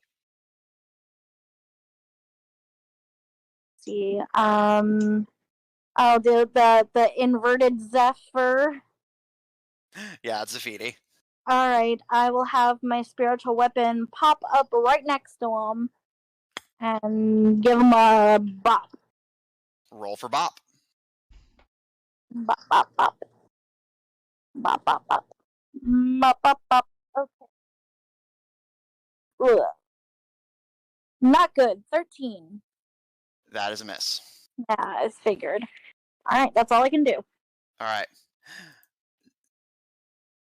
Zephyr, you're up. What's on deck? You watch as Lucien, after cursing Zephyr, conjures a skeleton from the ground. A gold-flecked, burnt set of bones emerge from the pedestal and lunge at Zephyr. And you watch as, with their free arm that isn't slinging their head, they raise it, and you watch as the shape of Whisper forms on their arm. Oh, The parasol-like shape deflecting the blow. that's interesting. Yeah, it's my parasol, so it has that +1 to AC. I'm +2. Doesn't she work with a shield? No. Yep. It is a shield, so it's +2, yeah. Yeah, so basically, yeah, she's mixed the two. All right, Zeph, you're up. What would you like to do? That's interesting. Yeah. Never. I think I have seen an Ichor Beast do that, kind of like back in the labs, right? Yeah, like Items? things. Yeah. Things like this aren't uncommon. Like, it seems like, especially once you're bonded to an item, that can pass to the Ichor Beast. Okay. Yeah. So, Zeph, what would you like to do? I That will. actually tells Lucien a lot. I will. I guess I'll come over here. Coming over here. Ooh. Speedy boy, as always. Zephyr, you, with your little gecko feet, run to the edge of the platform. Looking over the side, you can see the edge of the gravitational dodecahedron below the platform. Mm-hmm. I'm gonna get a Gex named Zephyr now. And I will ready in action if there's any party members that get within melee range, I will attack. Noted. Anything else? Nope. Okay. Yep, and yeah, shit. All right. Noted.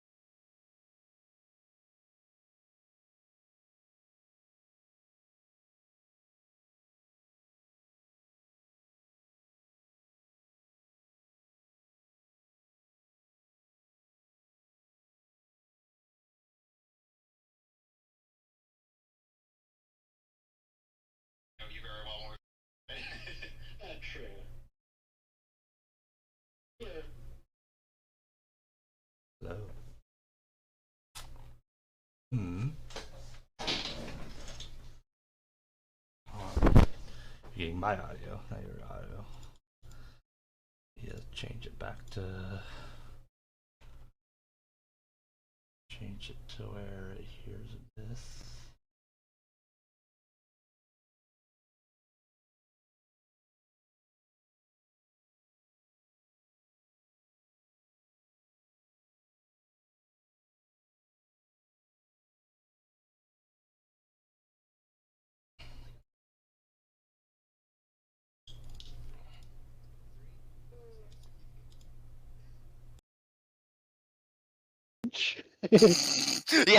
yeah. This is damage calculation. Alright. Looks like it's working now. Okay, yeah. Sounds good. All right. Back to it. Apologies for that, everyone. Technical difficulties. We should be good to go now. So, Zephyr, you attack? Yes. All right. Roll to hit. And you have advantage. Oh. You have advantage from like 3 separate fucking things. So yeah, you're. And don't forget that she's vulnerable to all attacks.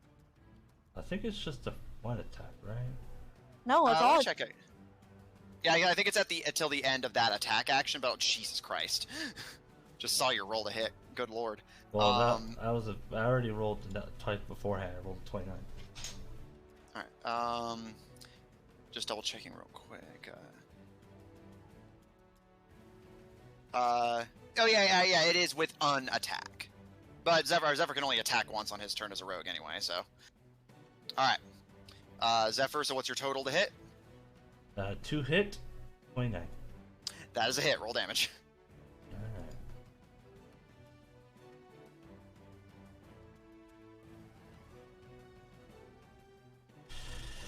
Alright, I have 8 piercing from the whisper. Whisper. Oh, and you're targeting Zafidi or the dogs? Zafidi. Okay. Alright. Damage again, sorry? Yeah, 8 piercing, and then 8 piercing. 23 sneak attack. Nice. So that's 31 damage total. Yep. Plus vulnerable. She's vulnerable. Alright. So, question: if Zephyr kills Zafiri, did he not technically kill himself? It's killing like a part of yourself. Like how whenever you realize that there's a part of yourself you don't like, so you smother it in the candlelit darkness of your room. Everyone can relate to that, right? Kind of, yeah, but I don't know if we need to have that part on screen. Alright. Zephyr, and just for my visual reference and like strategic reference, does this reveal you from invisibility? Yes, I have struck him. Whatshis? As you smash, begin cutting and bashing against the dogs with your sword of 7 skulls, you see Zephyr crawling up the side of the thing, emerging from invisibility, and then stabbing Queen Zafidi in the thigh with Whisper. The creature lets out a hideous and drops their head with a onto the pedestal as they kind of flail around. Oh, gross. Is that it for your attack, Zeph? Yep. And is that the end of your turn? Yep, that's all I can do. Alright, as a reaction, Queen Zafidi is going to use Soldier's Tactics and attack you, Okay. Let me double check something real quick, though. However, she will have disadvantage on this because thanks to Zephyr, she's flanked. 26. And or Zephyr, either of you may take an attack of opportunity if you wish. That's a nat 1. She went from a 25 to hit to a nat 1. Yeah, I think I will take it. Alright, Zephyr, will you as well? Oh, both of us? Yeah, I mean, you're both in range, and she rolled a nat 1. And it's because you're flanking her that she got that, so I figured it's only fair. Yeah, it made it sound like it was like one or the other. Yeah, so do you want to make an opportunity attack as well? Yeah, we react. Well, look at my reactions here. I can't do. I know uncanny mine dodge. hit. What'd you roll? Natural 20. Yeah, that does hit. Roll damage. I think that's a 31 total. Yeah, that'll hit if you can believe it.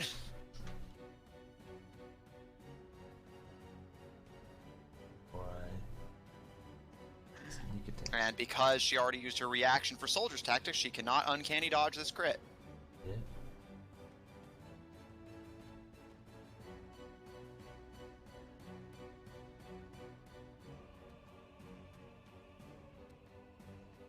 Alright. Zephyr to hit? No. Okay. In that case, what's his damage? So that is 30 slashing 30 slashing and 6 ice. and 6 And cold. because I hit her, she can't move. Her movement is now reduced to 0. Okay.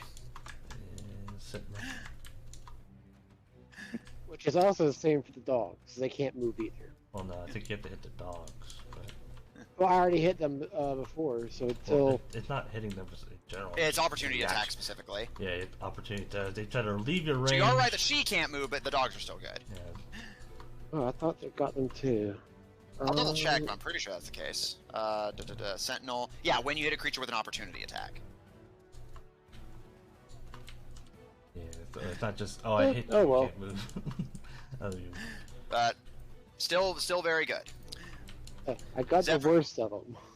Zephyr, as you jab her in the thigh, she lashes out at Whatsis, but because of your whisper still dug into her thigh, her swing goes wide, and Whatsis, as the stretched out neck and head flail over you, you reach up with the Sword of Seven Skulls and slice under their chin, right where the neck connects to the throat, and the head stumbles and splatters against the statue as the monster is forced to reconstitute itself, hissing and gurgling the entire time. My apologies. I actually respected you. It is now Queen Zephydi's turn. Well, at least she can't run away. Oh? At least I don't think. We'll see. For the rest of the turn. As she reels her head back in, she stumbles and splatters onto the ground beneath the pedestal. And she was already mechanically considered doing this, is just flavor, don't worry. She is mounting one of the robo-dogs. Yeah. Oh. And whirling their head around, they look between you and Zephyr on either side of them, flanking them, but with your sword to bear, they can't move past you. They consider for a moment before... Lie, steal, cheat, survive. And they smack their stomach with their inky hand and turn invisible. Oh. My God! So, if they're invisible, does that mean their mount's invisible too, or is it just them? No, only things they're wearing or carrying. Their mouths are still visible, but they themselves aren't. I was And- wondering what gave him that. I think I had to, but I realized what it is.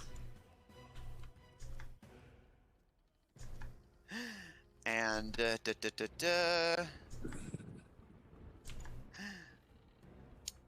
with their invisibility helping with the flanking disadvantage, what are they gonna do? What are they gonna do?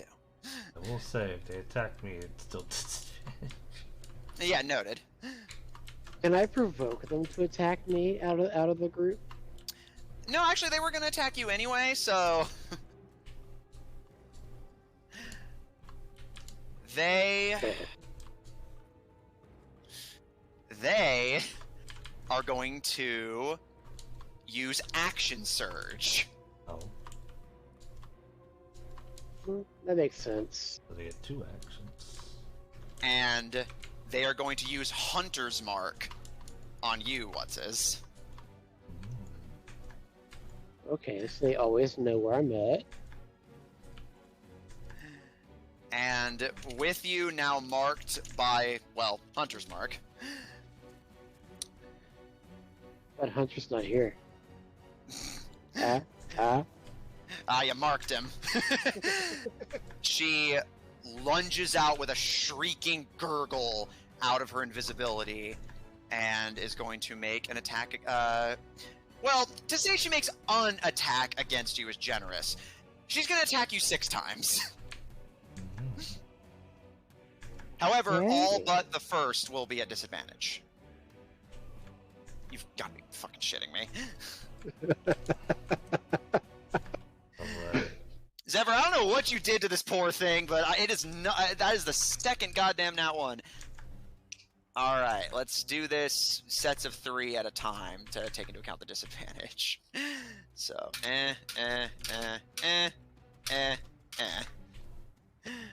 that is.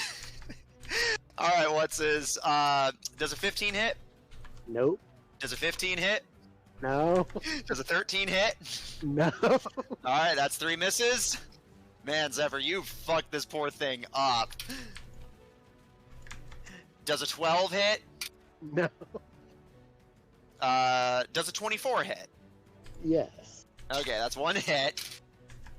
15 already know does not hit. That is, out of 6 attacks, 1 hits. Well, in their defense, Whatsis is a beefy boy. Yeah, that is fair. Let me get my dice. There we go. Alright. For the 1 hit, does 236 damage do enough? Oh my god, yeah. But no, let me see here. She already used that though. Or no, actually no, she hasn't. No, yeah, she did for Hunter's Mark. Okay. You take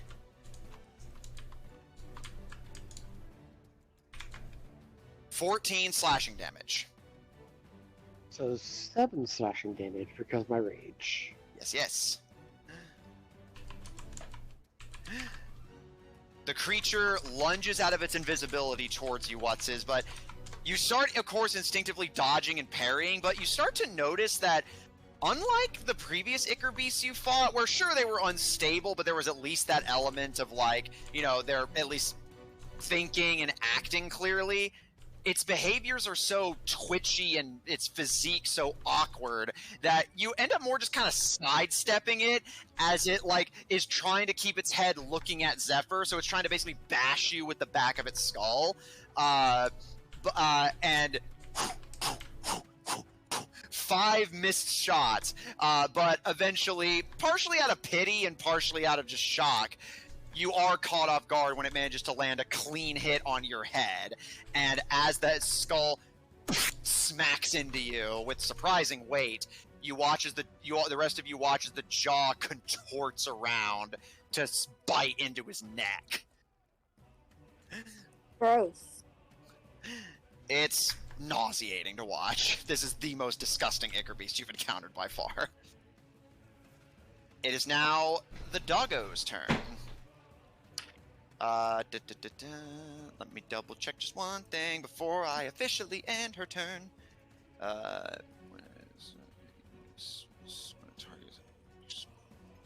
They are not. Okay. Yep.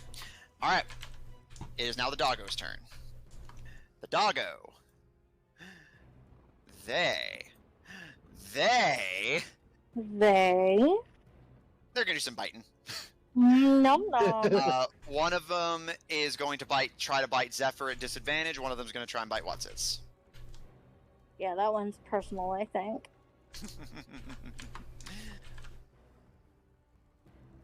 All right, Zephyr. I'm assuming just in the current position. Well, actually, yeah, it's flanking, so it would be disadvantage no matter what. So, all right, Zephyr. What is that? That is my 4th nat 1 of the night, guys. You might want to put that dice in dice jail. I mean, I'm using so many dice, I can't keep track. Zephyr, does a 12 hit? No. Okay.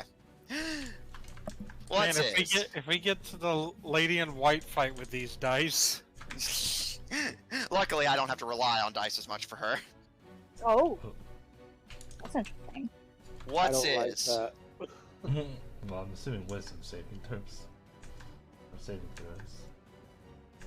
What's his? Does a 20 hit? Like It dirty does 20. not. Okay. Like even after taking off one of my plus ACs, Yeah. it's still a 22. Alright. What's his?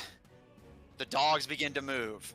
Zephyr, one of them lunges at you, but you're able to keep it at bay with Whisper, basically using Whisper as a barrier as the dog tries to snarl and climb over it with Queen Zephyr on its back. And the other lunges for you. You do have to fight it off with your metal arms. It gets narrowly close. Its second attack misses you by 1, but you are able to dodge it. However, a 22 does hit. They have pack tactics. Oh. Yeah.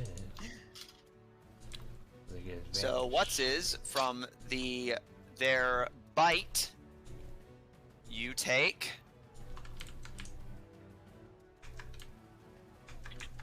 19 halved into 8 piercing damage. As you're narrowly fighting this creature off, but you see the one attacking Zephyr look to you, and it starts to lunge towards you, so you instinctively go to defend against it, but that leaves you vulnerable for the one you're currently fighting off to sink its metal jaws into your shoulder. This is kind of sad. The dogs dealt more damage than Zephyr did to me. It's almost like Zephyr is a fucking monster that's combined with 2 diseased bloods. And, this is also legitimately a thing for my clarification. Do magical weapons overcome your resistance? I think it specifies. Let me see. Rage. I do not see anything that indicates that, but correct me if I'm wrong.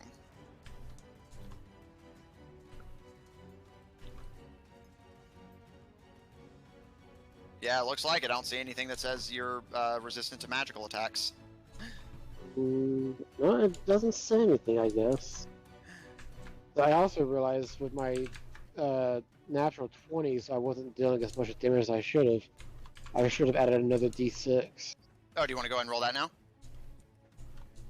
Is it okay? I sure. know it's already in the past. I don't want to metagame. No, you're good, you're good. Go for it. Roll a d6. So I had 2 natural 20s, so the first one's an extra 4. Yeah, so 4 on that puppo. And then on Zephyr, it would have been 6, so 12. 12. Noted. So yeah, you're good. So Zephyr's attacks are not considered magical for this purpose, but the dogs are, so you will actually take the full 18 piercing. As the dog's fangs... It was 19. 19, sorry. Inspiration, though. The dog sinks its metal fangs into your shoulder, and you're shocked when even through your meditative calm, you can feel pain circuit through your body and blood begin to pour down your arm. It appears Kaloum has begun accounting for your rages. That's interesting. It's the thing about techie people, they're always adapting. However, that is the end of the puppo's turn. Lucien, you're up. Zephyr on deck. Okay, first things first. Also, since she's revealed, I'll reveal Zephyr again. Doop. Oh. So since it's already up, my spiritual weapon can attack. Yep. Bonus action. Roll to hit. Who are you targeting? Let's see. Let me look at the map. Zephyr is mounted on one of the dogs. The other dog is just doing its own thing. Can you show me the map, Liv? I mean, it says those are these. I don't know which one's mounting. I can't see the map. It's not on. Your spiritual weapon is currently next to all of them. It could literally attack any of the three. Alright, so I'm gonna attack Zephyr. Alright, roll to hit. Okay.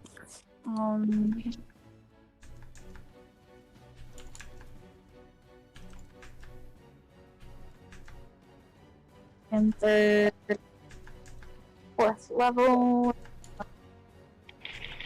Hands it down. Okay.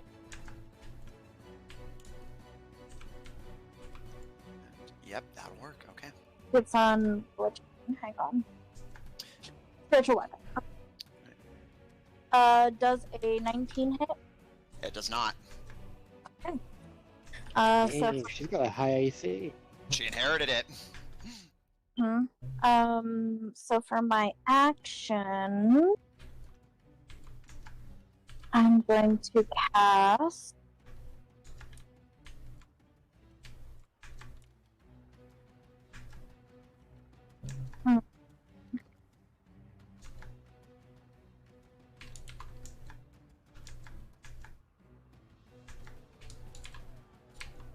It doesn't tell me how much the damage is on this one. What are you looking at? I'm looking at Ray of Enfeeblement. Ray of Enfeeblement. It doesn't do damage, it just makes them do half damage with their attacks. Okay, I see. Doesn't specify. Probably a 0. Trying to think.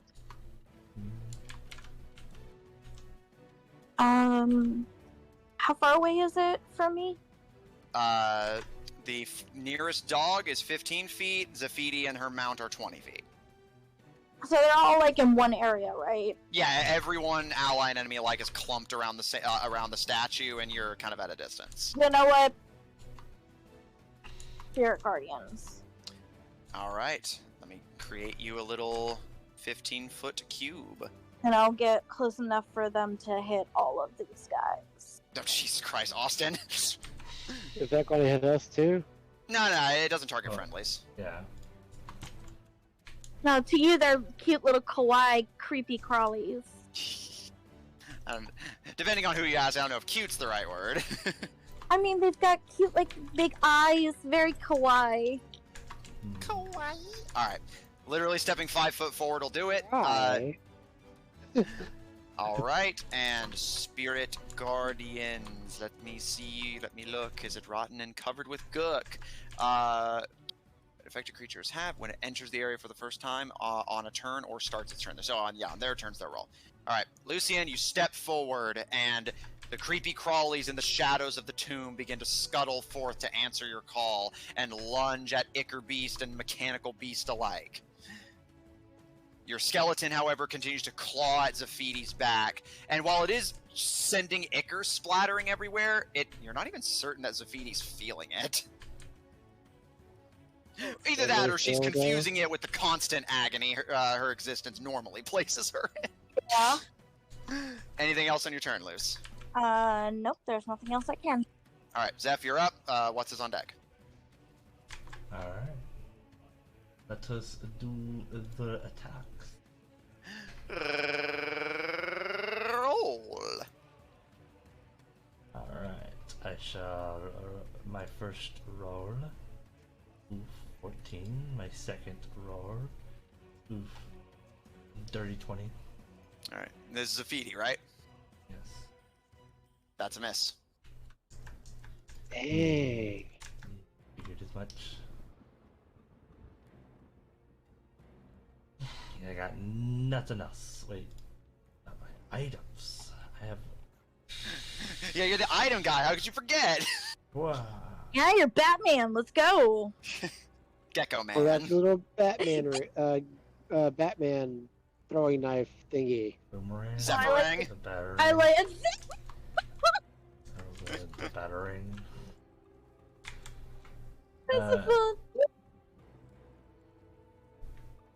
I mean, it's based off the creature, so Zephyr be the Lizzoring. Yeah. Anyway, Alright, my turn. anything else on your turn, Zeph? Alright. Zephyr, you lunge out to your spawn with Whisper, but she whirls around and despite being flanked, bats your umbrella out of the way with an inky counterpart to it. Why do you gotta say spawn? To emphasize how disgusting it is. That's fair. What's you're up? Okay. So, instead of going after the robots this time, I'm just going to focus everything I have on Zephyr. Roll to Because I hit. You have see advantage. everyone having trouble on her.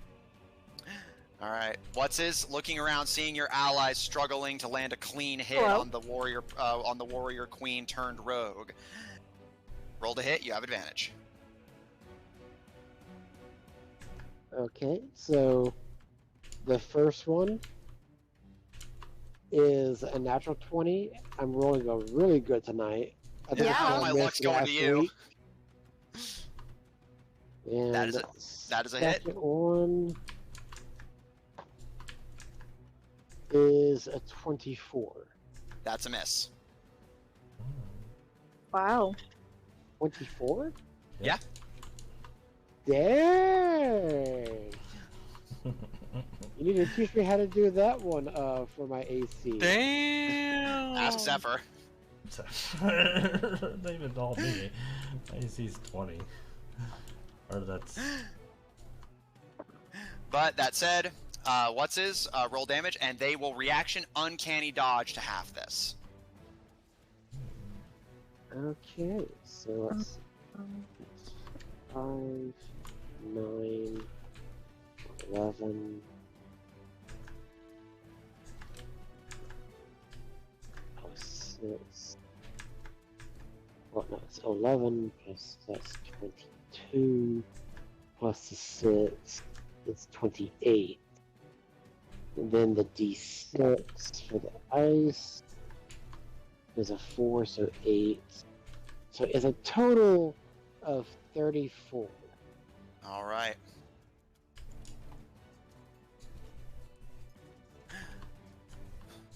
You lunge out with the Sword of Seven Skulls, and Zephydi's reactions are fast. They may be slow and clumsy, but their reaction time is incredible. And as they're turned to Zephyr blocking his strike, as you lunge out with yours, they whirl around and smack your broadsword with their big-ass head, but you do manage to pierce them in the leg. Although it's not the vital shot you were hoping for, you managed to get a good hit in. However, you do notice, not only does the uncanny dodge half it, the ice of your sword does not seem to be taking hold. They are resistant to cold damage. That makes sense. This is Zephyr after all. Oh, as if he has to... I was wondering, like, on... Didn't you get a magic item to Yes. in your inventory to help against the cold? Yes, I just didn't think... I wasn't sure if the creature could just use all the attuned items, but... There's many mysteries to Icarbeast. Anything else on your turn, Whatsis? That is all I can do for now. Okay. Monsters. Queen Zephydi. They take Scar Guardians. Right, yes. Wisdom saving throw. Luckily, Zephyr's blood sample does not give them proficiency in this. They use their bonus action or reaction already, so... Yep. Well, yeah, just like, cause, Oh wait, it is a new turn. yeah. So, Lucien, does a 15 save? Nope. Okay, legendary resistance, they save. Oh! They only get so much of those. Yeah, But they will still take half. Okay, so we'll go ahead and roll. That would be 27 radiant damage. Is that with the half or without? That's without the half. Okay, so... Noted. 13. Yep. Okie dokie. And I think also my my spiritual weapon gets to hit too on their turn. No. No, that's on your turn. Bonus action. It is your bonus action. Zafidi is now bloodied. Ooh, good Yeah, boys. She's not super durable. That's my good bite, boys. She is going to lunge at Whatshis again. However, this time it seems a little more purposeful, calculated. However, you still have this. No, not angry. Something else. I know that doesn't hit. Right, sorry, I forget my players before I do call them, though. 13 misses, 16 misses, and 17 misses. Those miss. They lunge out at you, but with Zephyr on keeping her occupied, she's unable to get a clean shot on you. They give a gurgle and a cough and hack up some ichor before second wind. They are going to heal for 1d10 health. Oh. Out of curiosity, are you rolling with disadvantage? Yeah, because of the flanking. Yeah, I mean, I'll say this. Technically, unless she doesn't have it, Jewett has advantage. How so? Pack tactics. Zephyr does have pack tactics, doesn't he? Yeah, no, actually, yeah, because I did read through. She actually did not inherit that. I thought you said she did earlier. No, she did inherit. No, we're saying she didn't inherit that specific trait. Yeah, the dogs have it. Mm-hmm. But yeah, no, she does not. Interesting. Yeah. So that is a miss, but she uses her bonus action, recovers 6 health. Even with that, though, she's still bloodied. And that is it for her turn. Puppy dogs. This time, all of them are going to focus their attention on Whatshis. I'll give him that motion of, come on. Yeah, come get me. Does a 24 hit? It does. Not great. I'm gonna take a wild west guess here and say a 11 doesn't hit. It's 11 short. You're halfway there. We're halfway. All right. So that is one successful hit with a bite. Hip. And remember, this is magical, so this is not halved. Correct. You take 16 piercing from the bite. They are now both going to attempt to claw you. Are those magical? Yes. Just their whole So body. the entire thing's magical. Okay. Yes. 23 hit. That'll hit. And what the fuck is with my advantage rolls, though? It's always the one that's flanked that's hitting you. The one that's just got you to itself is like... does a 8 because I hit it. No, it does not. It was because I hit it too hard, and now yeah, so it's all like... it's not like it wants to go at me, but it's just it's skittish now. Yeah. What's you see the dog that you hit first is more just kind of trying to tackle your legs like an overexcited pit bull than anything, and you're able to just kind of kick it and keep it at bay pretty easily. But the one that's acting as Zafidi's mount lunges out while you're unguarded and bites you in the leg for that earlier damage. And as you reach down to pry it off, it claws up and manages to hit you in the face for... Ooh, another facial scar. 6 damage. Literally, I am not shitting you. 2 1s on damage rolls. Barely a scar, Jer. Yeah, you like, owie. I've had pink eye worse than that. Yeah, right. Yeah. And I like to say it just goes on that spot where Rack. You seem a little exacerbated, daggers. I'm not. I find it more amusing than anything. All right. Do they try to move? Are they going to try to run? No, they do not. But that said, with the robots, I'll say the robots are well and bloodied, and Zephyr is getting there as well. You guys seem to be getting an advantage on them. The puppy dogs also make a roll against the Spirit Guardians. They can't be very wise. Turns out Kaloum programmed them with ultimate wisdom. But you gotta have ultimate wisdom to give it. Oh, the snark! Alright, because of magic resistance, they will have advantage on this. They're going to make a wisdom saving throw. Alright, first one. Lulu does a 21 save. Yes, it does. And on the other, does a 21 save. Yeah. I love how I throw 2 nat 20s on a saving throw! Hey, there's that ultimate wisdom. I guess there might be something there after all. Yeah. So yeah, they will take half. Lucien, how much do they take? 17. Okay. 17 from you. And Is that half, or is that just an all? That's an all. okay, so they will take 8. Thank you. I don't math. I'm sorry. No, I guess you're good. All right, so yeah, Okay, I just know Matthew likes to roll round down when he's Yeah. attacking damage. Lucien, your creatures begin tearing the constructs apart. One of them is the one that has already been horrifically damaged by Whatshis is barely functional at this point. You can literally see bits of its inner circuitry exposed and sparking. Yeah, and I have like some of my like snakes go up into like the machine. Yeah, getting up in the circuitry and biting the wires like rats. Yes.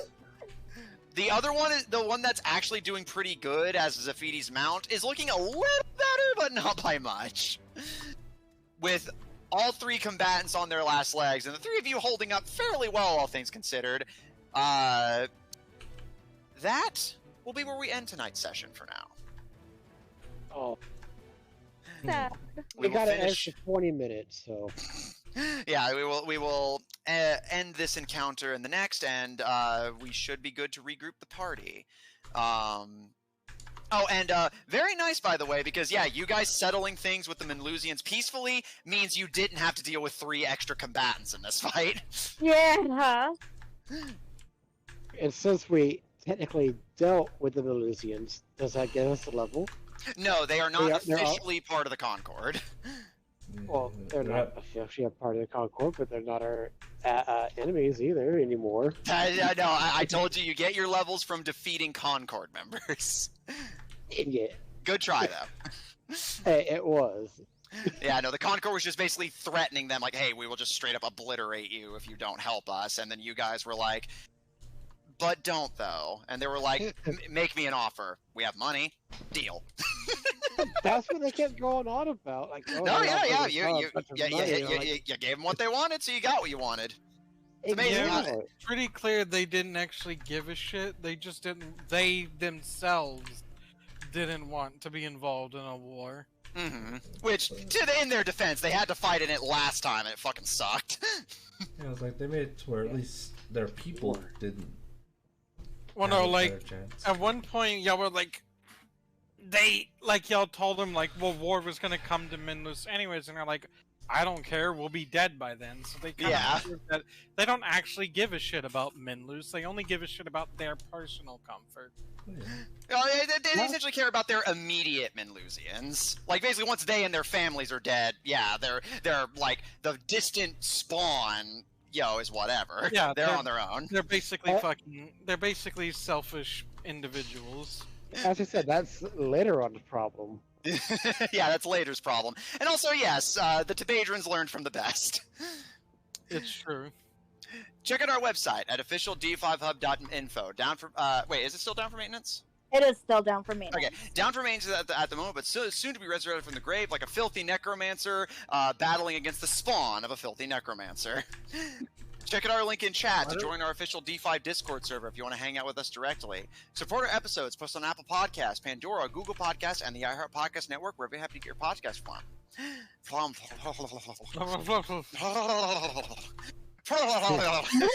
Word. I just do the rest of the outro like that. For our Yeah, audio Your listeners. fucking like, what was it? Your fucking Nixon impression?